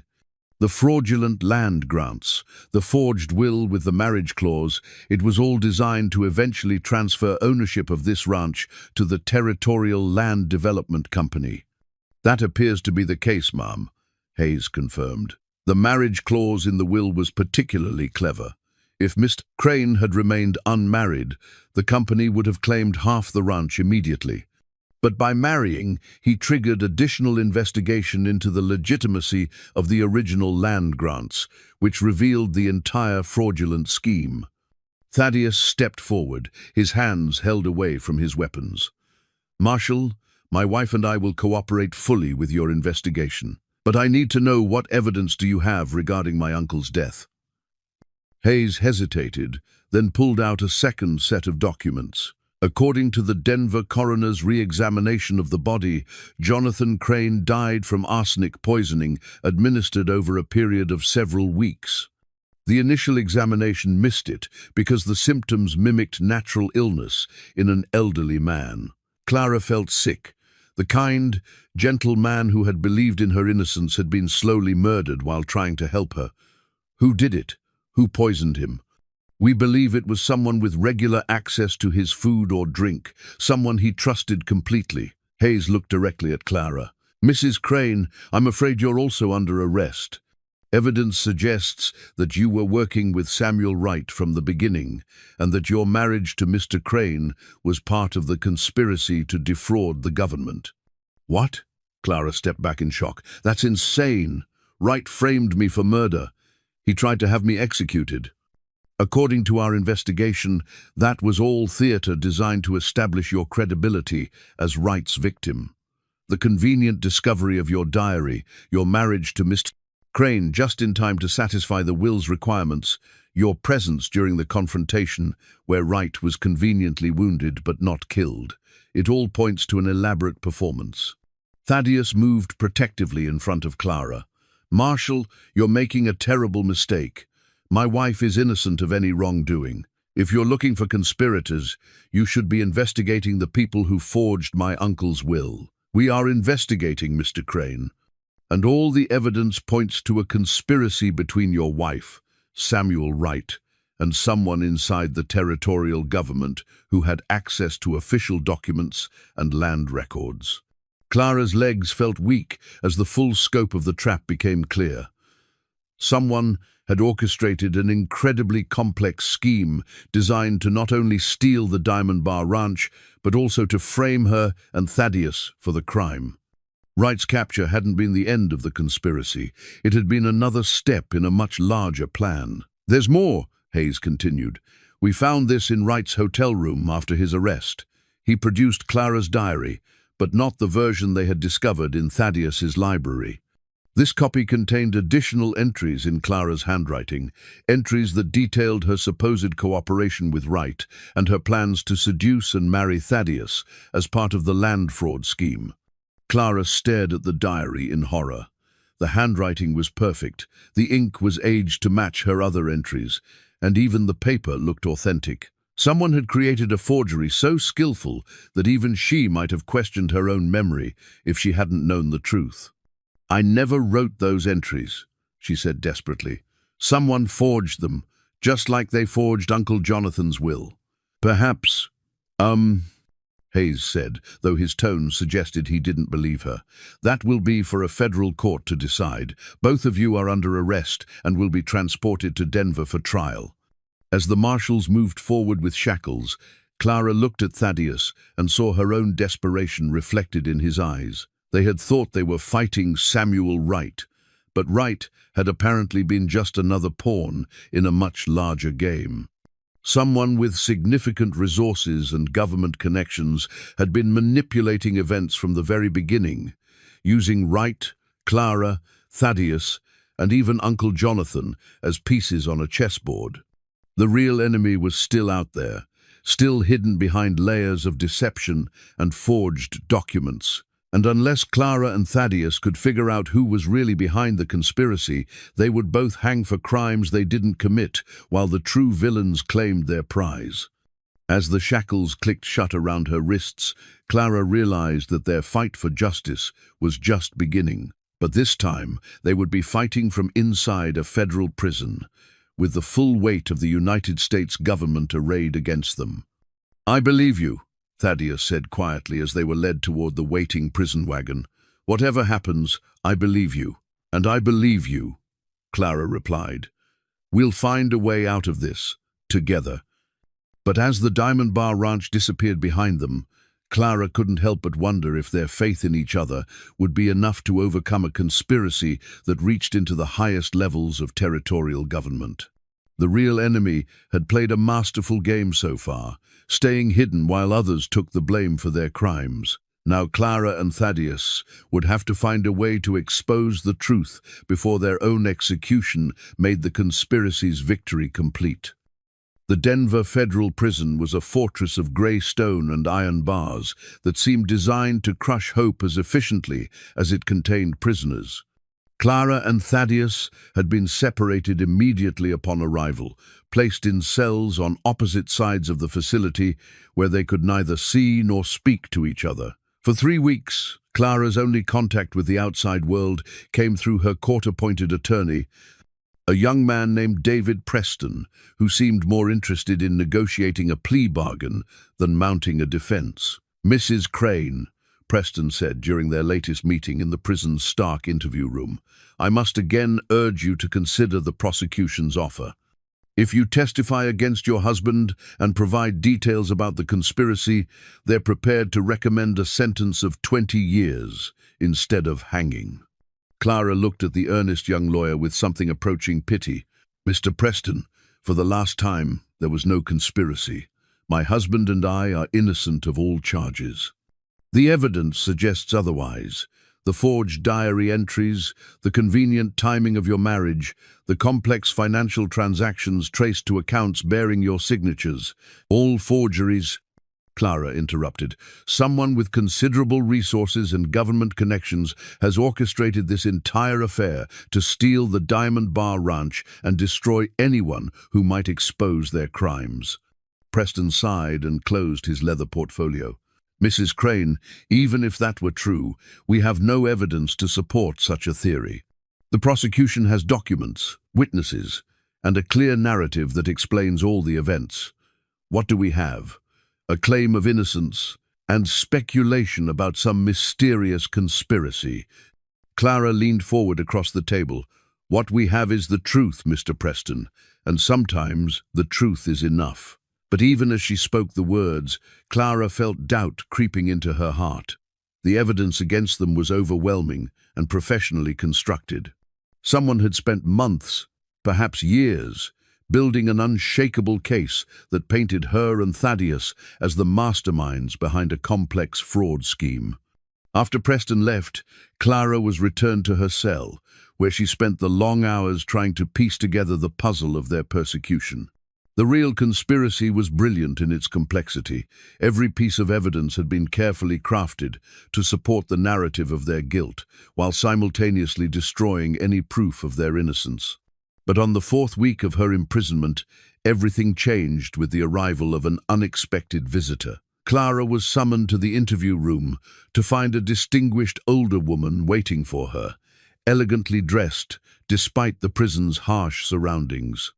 "Mrs. Crane," the woman said, rising as Clara entered, "my name is Margaret Henley Morrison. I believe you know my former fiancé, Thaddeus Crane." Clara stared in shock at the woman who had abandoned Thaddeus 5 years ago. Margaret was still beautiful, but there were lines around her eyes that spoke of secrets and regrets. "What are you doing here?" Clara asked warily. "I'm here to help you and Thaddeus, though I suspect you have every right to refuse my assistance." Margaret's voice carried genuine remorse. "I've come to tell you about my husband, Henry Morrison, and his connection to the Territorial Land Development Company." Clara sat down heavily as the implications became clear. Margaret's husband was the bank president they had spoken with weeks ago, the man who had seemed so helpful in providing information about Wright's financial activities. "Henry has been the inside man from the beginning," Margaret continued. "He's the one who forged the land grants, created the false bank records, and coordinated with corrupt territorial officials to make the whole scheme appear legitimate." "Why are you telling me this? Why now?" Margaret's composure cracked slightly. "Because I've discovered that Henry plans to kill both you and Thaddeus before the trial. He can't risk either of you testifying because you might stumble onto some detail that exposes his role in the conspiracy." Clara felt a chill of fear. "How does he plan to?" "Prison accidents happen all the time. A fight between prisoners, a fall down the stairs, contaminated food." Margaret's voice grew urgent. "He has connections throughout the territorial government, including people in this prison. If you and Thaddeus are going to survive, you need to escape. Tonight." "That's impossible. This is a federal prison." "Nothing is impossible if you have help from the inside." Margaret pulled out a small piece of paper and slid it across the table. At midnight tonight, there will be a distraction in the east cell block. During the confusion, someone will unlock your cell and Thaddeus's cell. You'll have perhaps 10 minutes to reach the laundry delivery entrance on the south wall. Clara stared at the paper, which contained a roughly drawn map of the prison layout. Why would you do this? Why risk everything to help us? Margaret was quiet for a long moment, her fingers twisting the wedding ring on her left hand. Because I destroyed Thaddeus's faith in love 5 years ago, and I've regretted it every day since.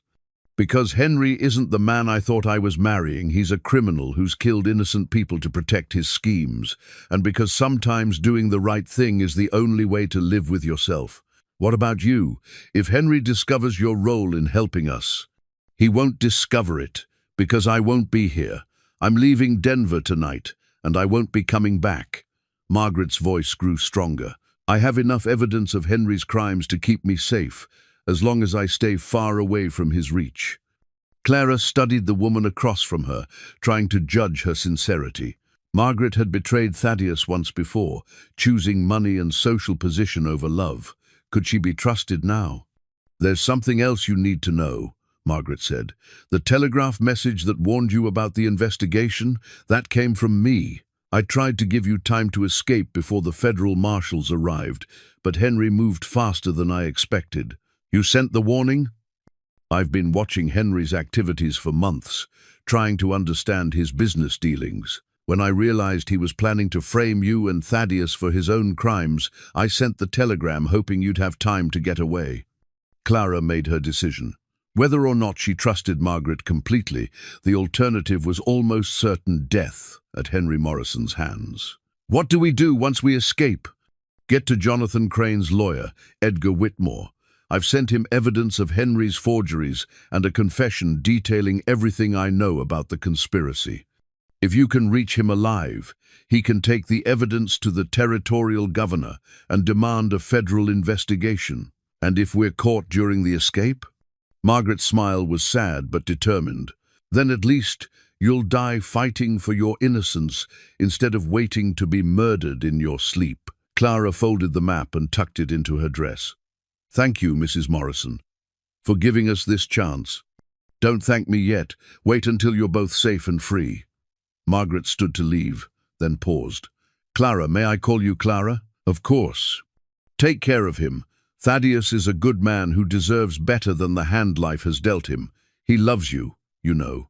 I could see it in his eyes when the marshals arrested him. And I love him, Clara said simply, which is why I'm going to make sure we both survive this.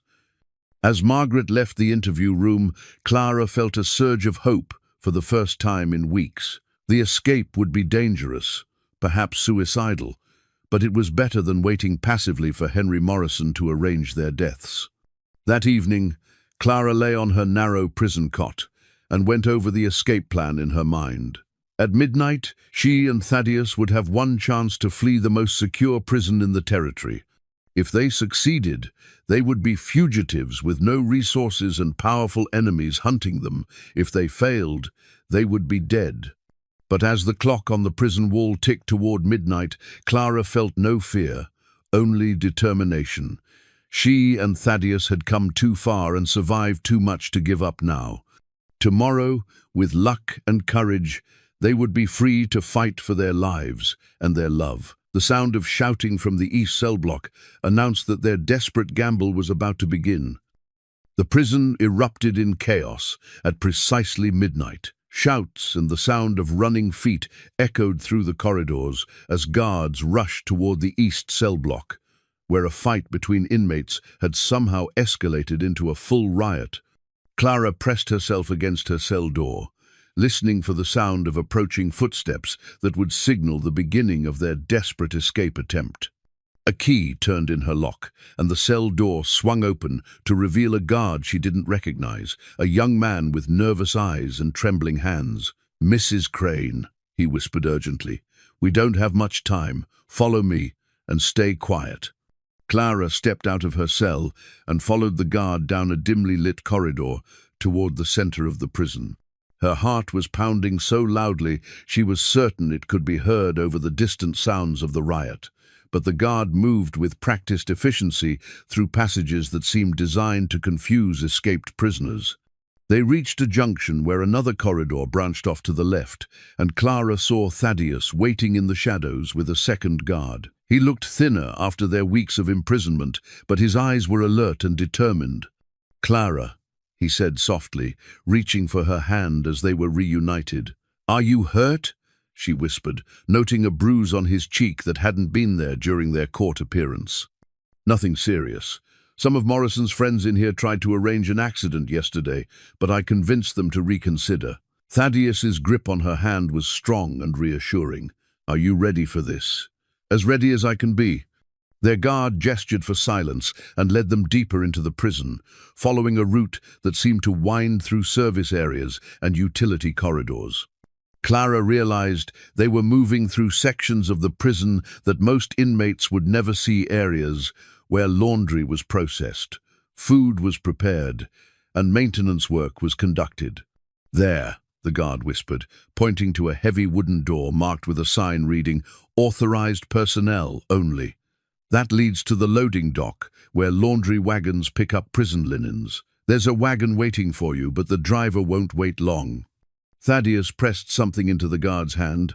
Clara couldn't see what, but from the guard's expression, it was substantial. "Thank you for the risk you're taking." The guard nodded nervously. "Just remember what you promised about my sister's medical bills." "I'll remember," Thaddeus replied, and Clara realized he had somehow arranged financing for the guard's cooperation even from inside his cell. They slipped through the service door and found themselves on a loading dock that overlooked the prison's rear courtyard. The area was darker than Clara had expected, lit only by a few scattered torches that created more shadows than illumination. A laundry wagon waited near the dock, its driver hunched on the seat with his hat pulled low. But something felt wrong. The driver's posture was too rigid, and Clara could see the shapes of several men positioned around the courtyard in positions that would provide clear fields of fire. "It's a trap," she whispered to Thaddeus. Before he could respond, torches flared to life around the courtyard, revealing at least a dozen armed men positioned to prevent any escape. Henry Morrison stepped out of the shadows near the wagon, his banker's suit replaced by practical clothing suitable for the dirty work of murder. "Mr. and Mrs. Crane," Morrison called out in a voice that carried easily across the courtyard. "How good of you to join us for this final meeting." Clara felt Thaddeus tense beside her, his hand moving toward the knife he had somehow acquired during his imprisonment. But they were outnumbered and outgunned, trapped on the loading dock with no cover and no escape route. "Morrison," Thaddeus replied, his voice carrying anger but not fear. "I should have guessed you were behind all this. Wright was too obvious to be the real mastermind." Morrison laughed, the sound echoing off the stone walls of the courtyard. "Samuel Wright was useful for a time, but ultimately expendable, rather like yourselves, actually." "Why?" Clara asked, stepping forward despite the danger. "Why go to all this trouble? Why not simply buy the ranch through legitimate means?" "Because legitimate means would have taken years and cost far more than the land was worth," Morrison replied. "The Diamond Bar sits on one of the most valuable railroad routes in the territory. My associates in the East were prepared to pay handsomely for guaranteed access to that land. So you forged Uncle Jonathan's will to create a situation where you could steal the ranch legally." "Jonathan Crane was a problem from the beginning. He refused every offer we made, no matter how generous. So yes, we created circumstances that would eventually transfer ownership to our company." Morrison's voice grew colder. "The marriage clause was particularly elegant. Whether you married or remained single, we would have gained control of the property." Thaddeus took a step forward, his hand now openly resting on his knife handle. "And my uncle, did you kill him too?" Jonathan was getting too close to discovering Wright's activities. He had to be eliminated before he could expose our entire operation. Morrison showed no remorse for the admission.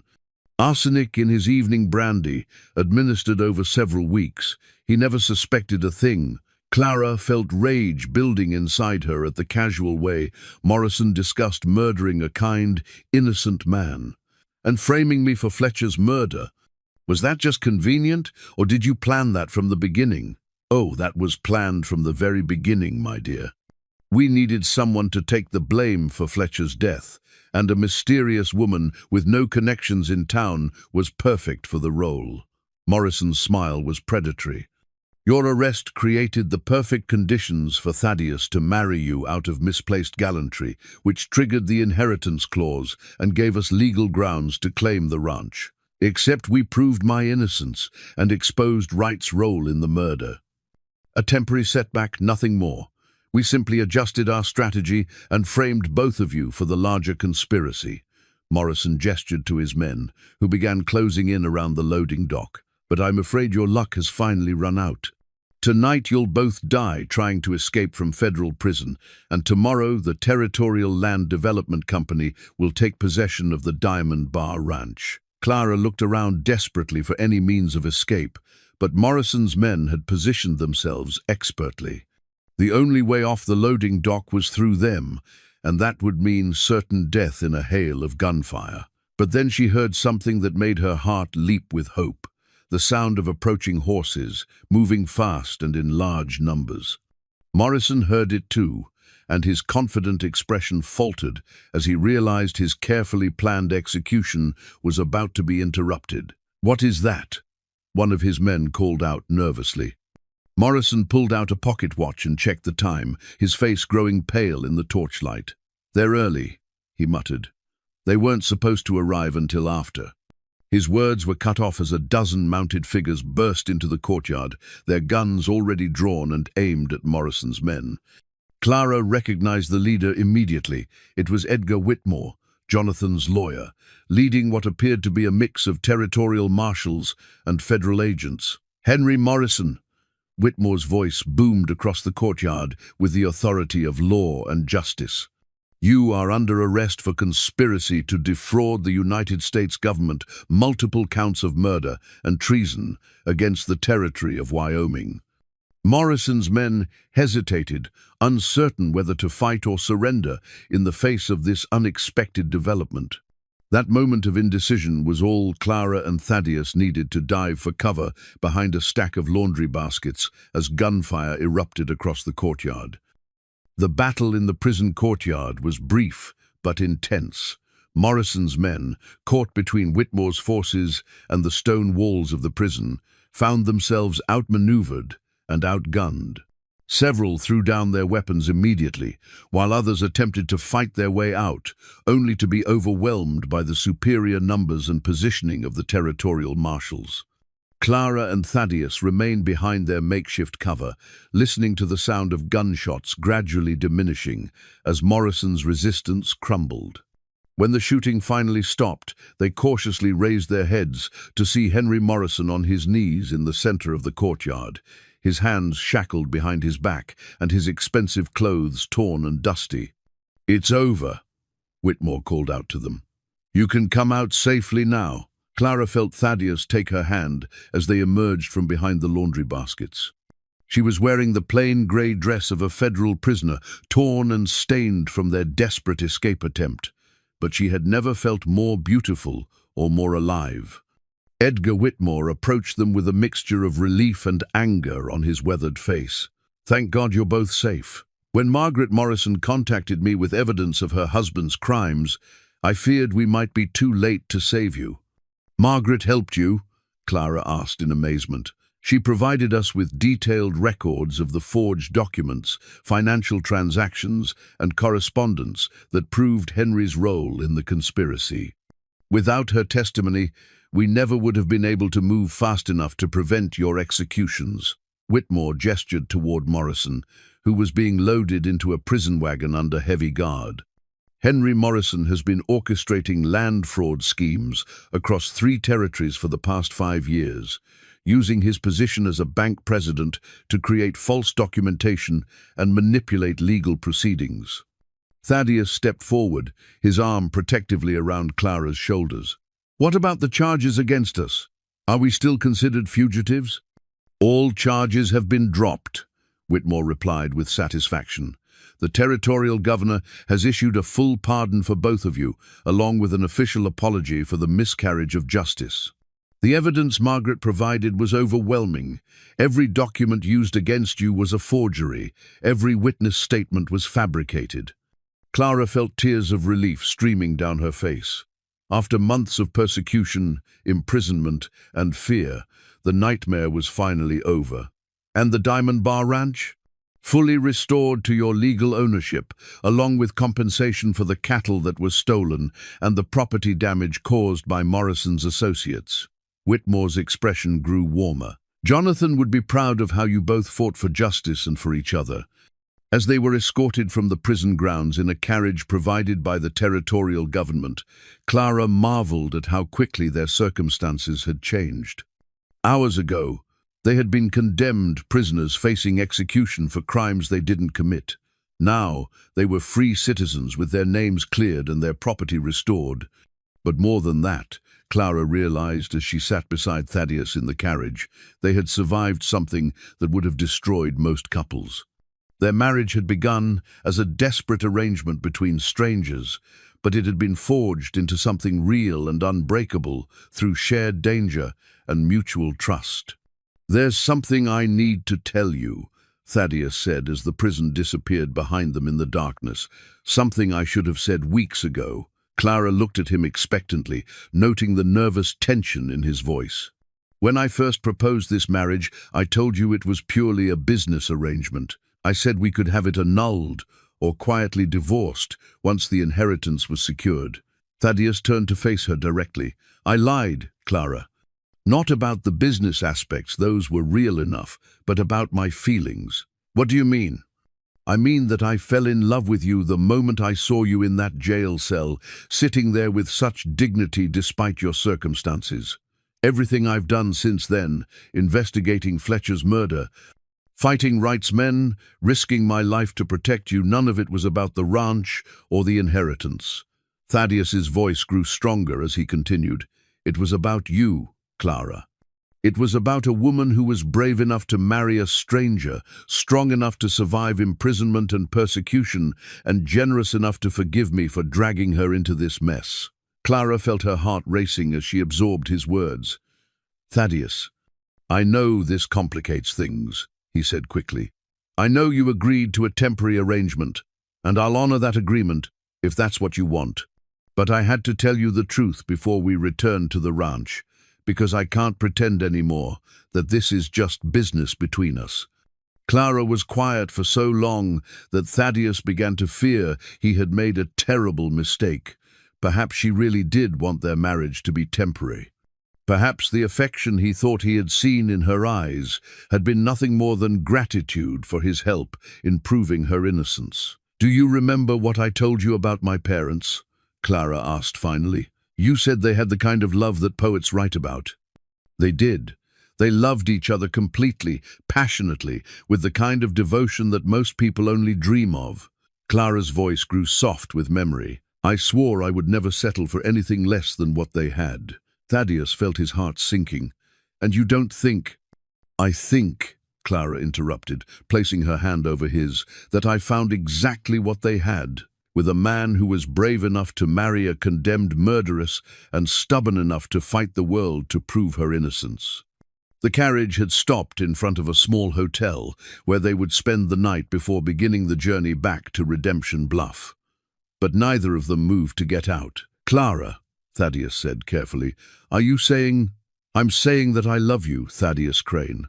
Not out of gratitude, not out of convenience, but because you're the most honorable, courageous, and kind man I've ever known." Clara's voice was clear and certain.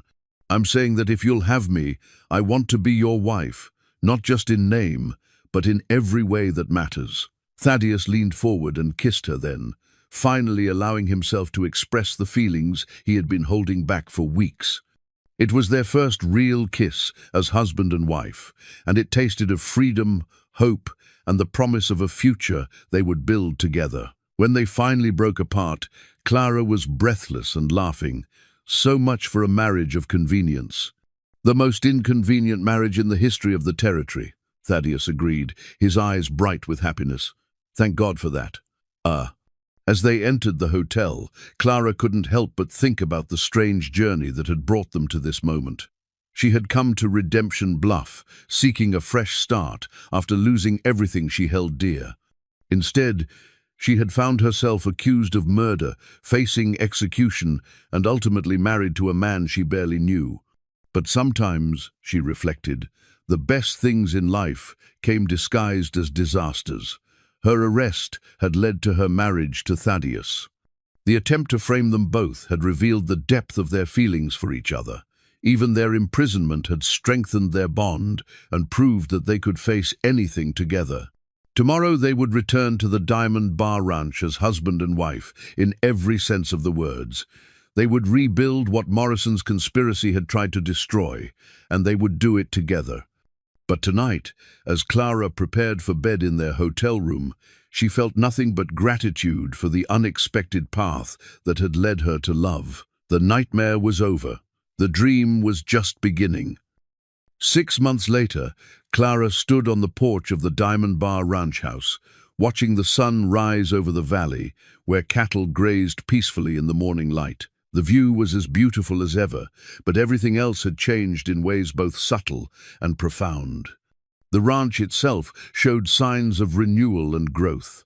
New fencing had been installed to replace what Morrison's men had damaged. Additional outbuildings had been constructed to support the expanded cattle operation, and the house itself had been transformed from a bachelor's functional dwelling into a true family home. But the most significant changes were less visible. The ranch hands moved with the confidence of men who knew their jobs were secure and their boss valued their contributions. Mrs.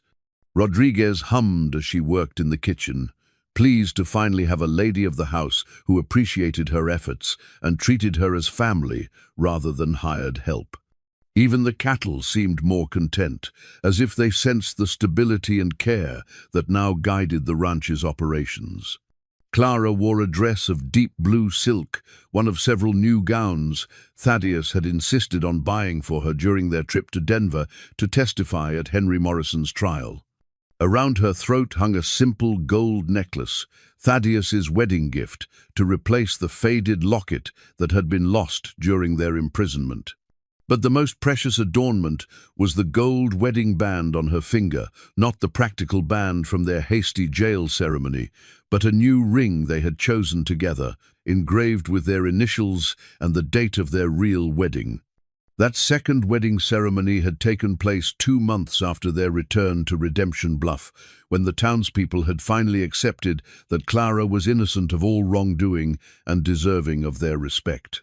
The ceremony had been held in the town's small church, with half the territory in attendance to celebrate not just their marriage, but their triumph over the forces that had tried to destroy them. "Good morning, Mrs. Crane," Thaddeus said, emerging from the house to join her on the porch. He carried 2 cups of coffee and wore the satisfied expression of a man who had found everything he ever wanted. "Good morning, Mr. Crane," Clara replied, accepting her coffee with a smile. "Sleep well?" "Better than I have in years," Thaddeus said, settling into the chair beside hers. "Though I'm still not used to waking up and finding all of this is real." Clara knew exactly what he meant. Sometimes she still expected to wake up in her jail cell and discover that everything, the vindication, the love, the perfect life they had built together, had been nothing more than a desperate dream. "Any word from Edgar about Morrison's appeal?" she asked. "His lawyers filed their motion yesterday, but Edgar doesn't think it will be successful. The evidence against Morrison is overwhelming, and his associates have been cooperating with the government in exchange for reduced sentences." Thaddeus sipped his coffee thoughtfully. Justice moves slowly, but it's moving in the right direction. Henry Morrison had been convicted on all charges and sentenced to hang, though his execution had been delayed, while various legal appeals worked their way through the territorial court system. Samuel Wright and Jake Morrison had both been executed for their roles in Benjamin Fletcher's murder, their deaths bringing a sense of closure to that chapter of the story. Margaret Morrison had testified against her husband in exchange for immunity from prosecution, then had disappeared into the anonymity of a large eastern city. Clara sometimes wondered what had become of the woman who had risked everything to help them escape, but she bore Margaret no ill will. People made mistakes, and Margaret had done her best to make amends for hers. "There's something I want to discuss with you," Thaddeus said, his tone growing more serious. "Something about our future." Clara felt a familiar flutter of anxiety. Despite all they had been through together, despite the love they had declared and the life they were building, she sometimes feared that Thaddeus might grow tired of their unconventional beginning and yearn for a more traditional wife. "What about our future?" she asked carefully. "I've been thinking about what we want to accomplish with the ranch, with our lives together." Thaddeus set down his coffee cup and turned to face her directly. "The Diamond Bar is more successful now than it's ever been, and we have more money than we could spend in a lifetime. But I keep thinking there should be more to our legacy than cattle and land." "What did you have in mind?" "I want to establish a school," Thaddeus said, his eyes bright with enthusiasm. "A proper school for the children of ranch families and townspeople, with books and supplies, and a teacher who cares about education." Clara felt her heart leap with excitement. "You want me to teach again?" "Only if that's what you want. I know you gave up teaching when you came west, but I've seen how you light up when you talk about your students in Kansas. I thought perhaps you might like to return to what you loved." Clara set down her own coffee cup and moved to stand beside Thaddeus, placing her hand on his shoulder. "You would do that for me? Build a school just so I could teach?" "I would do anything for you, Clara. But more than that, I think the territory needs what you have to offer.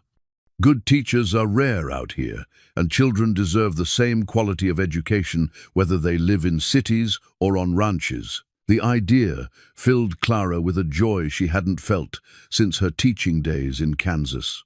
To have the opportunity to shape young minds again, to help children discover the wonder of learning and the power of knowledge, it would be a dream come true. "There's something else," Thaddeus continued. "Edgar has been in contact with several other ranching families who are interested in supporting the school. We could make it a regional institution, serving children from across 3 counties. Clara threw her arms around Thaddeus and kissed him with all the love and gratitude in her heart. "Yes," she said when they finally broke apart. "Yes to the school, yes to teaching, yes to building something wonderful together." As they held each other on the porch where their love had first begun to bloom, Clara reflected on the incredible journey that had brought them to this moment. She had come to Redemption Bluff as a broken woman seeking refuge from grief and loss. She had nearly died for a crime she didn't commit, had been imprisoned and persecuted by powerful men who saw her as nothing more than a convenient scapegoat. But through it all, she had found something more precious than gold, a love that could survive any trial, a partnership built on trust and mutual respect, and a future bright with possibilities she had never dared to imagine. "Do you ever regret it?" Thaddeus asked quietly. "The way we met, the circumstances of our marriage?" Clara considered the question seriously. Their marriage had begun in desperation and been tested by forces that would have destroyed most couples. They had faced false accusations, imprisonment, and the very real possibility of death. A conventional courtship would certainly have been easier and less traumatic. But a conventional courtship would also have been less revealing of their true characters. They had seen each other at their worst and their best, had supported each other through impossible circumstances, and had chosen love even when it would have been safer to walk away. "No regrets," Clara said firmly. "Not about any of it. If I had to live through everything again, the arrest, the trial, the imprisonment, all of it, I would do it gladly for the chance to end up here with you. Even the hangman's noose." "Even that," Clara said with a laugh, "though I hope our future adventures will be somewhat less dramatic." Thaddeus pulled her closer, breathing in the scent of her hair and marveling at the perfect contentment he felt in this moment. The ranch spread out before them, prosperous and peaceful. The woman he loved was in his arms, planning a future that would benefit not just themselves, but countless children who would benefit from her teaching. Sometimes, he thought. The best stories begin with the words, "I need a wife and you need a way out." Sometimes the most desperate bargains lead to the most wonderful discoveries, and sometimes the people we save end up saving us in return. As the sun climbed higher over the valley, warming the earth and promising another beautiful day, Clara and Thaddeus began to discuss the details of their school, how large it should be, where it should be built, what subjects Clara would teach. But beneath their practical planning ran a current of deeper satisfaction, the knowledge that they had found in each other not just a spouse, but a true partner in all of life's adventures. The Diamond Bar Ranch had been saved, their names had been cleared, and justice had been served. But more than that, two lonely people had discovered that sometimes the greatest treasures come disguised as disasters, and that love can bloom even in the darkest circumstances. Their story had begun with a desperate proposition in a jail cell. It would continue for the rest of their lives as they built something beautiful together, a marriage, a family, a legacy that would touch the lives of everyone fortunate enough to know them. As Clara often told her students years later, the best adventures always begin when you have the courage to say yes to an impossible proposition. And sometimes, if you're very lucky, that impossible proposition turns out to be the beginning of everything you never knew you wanted.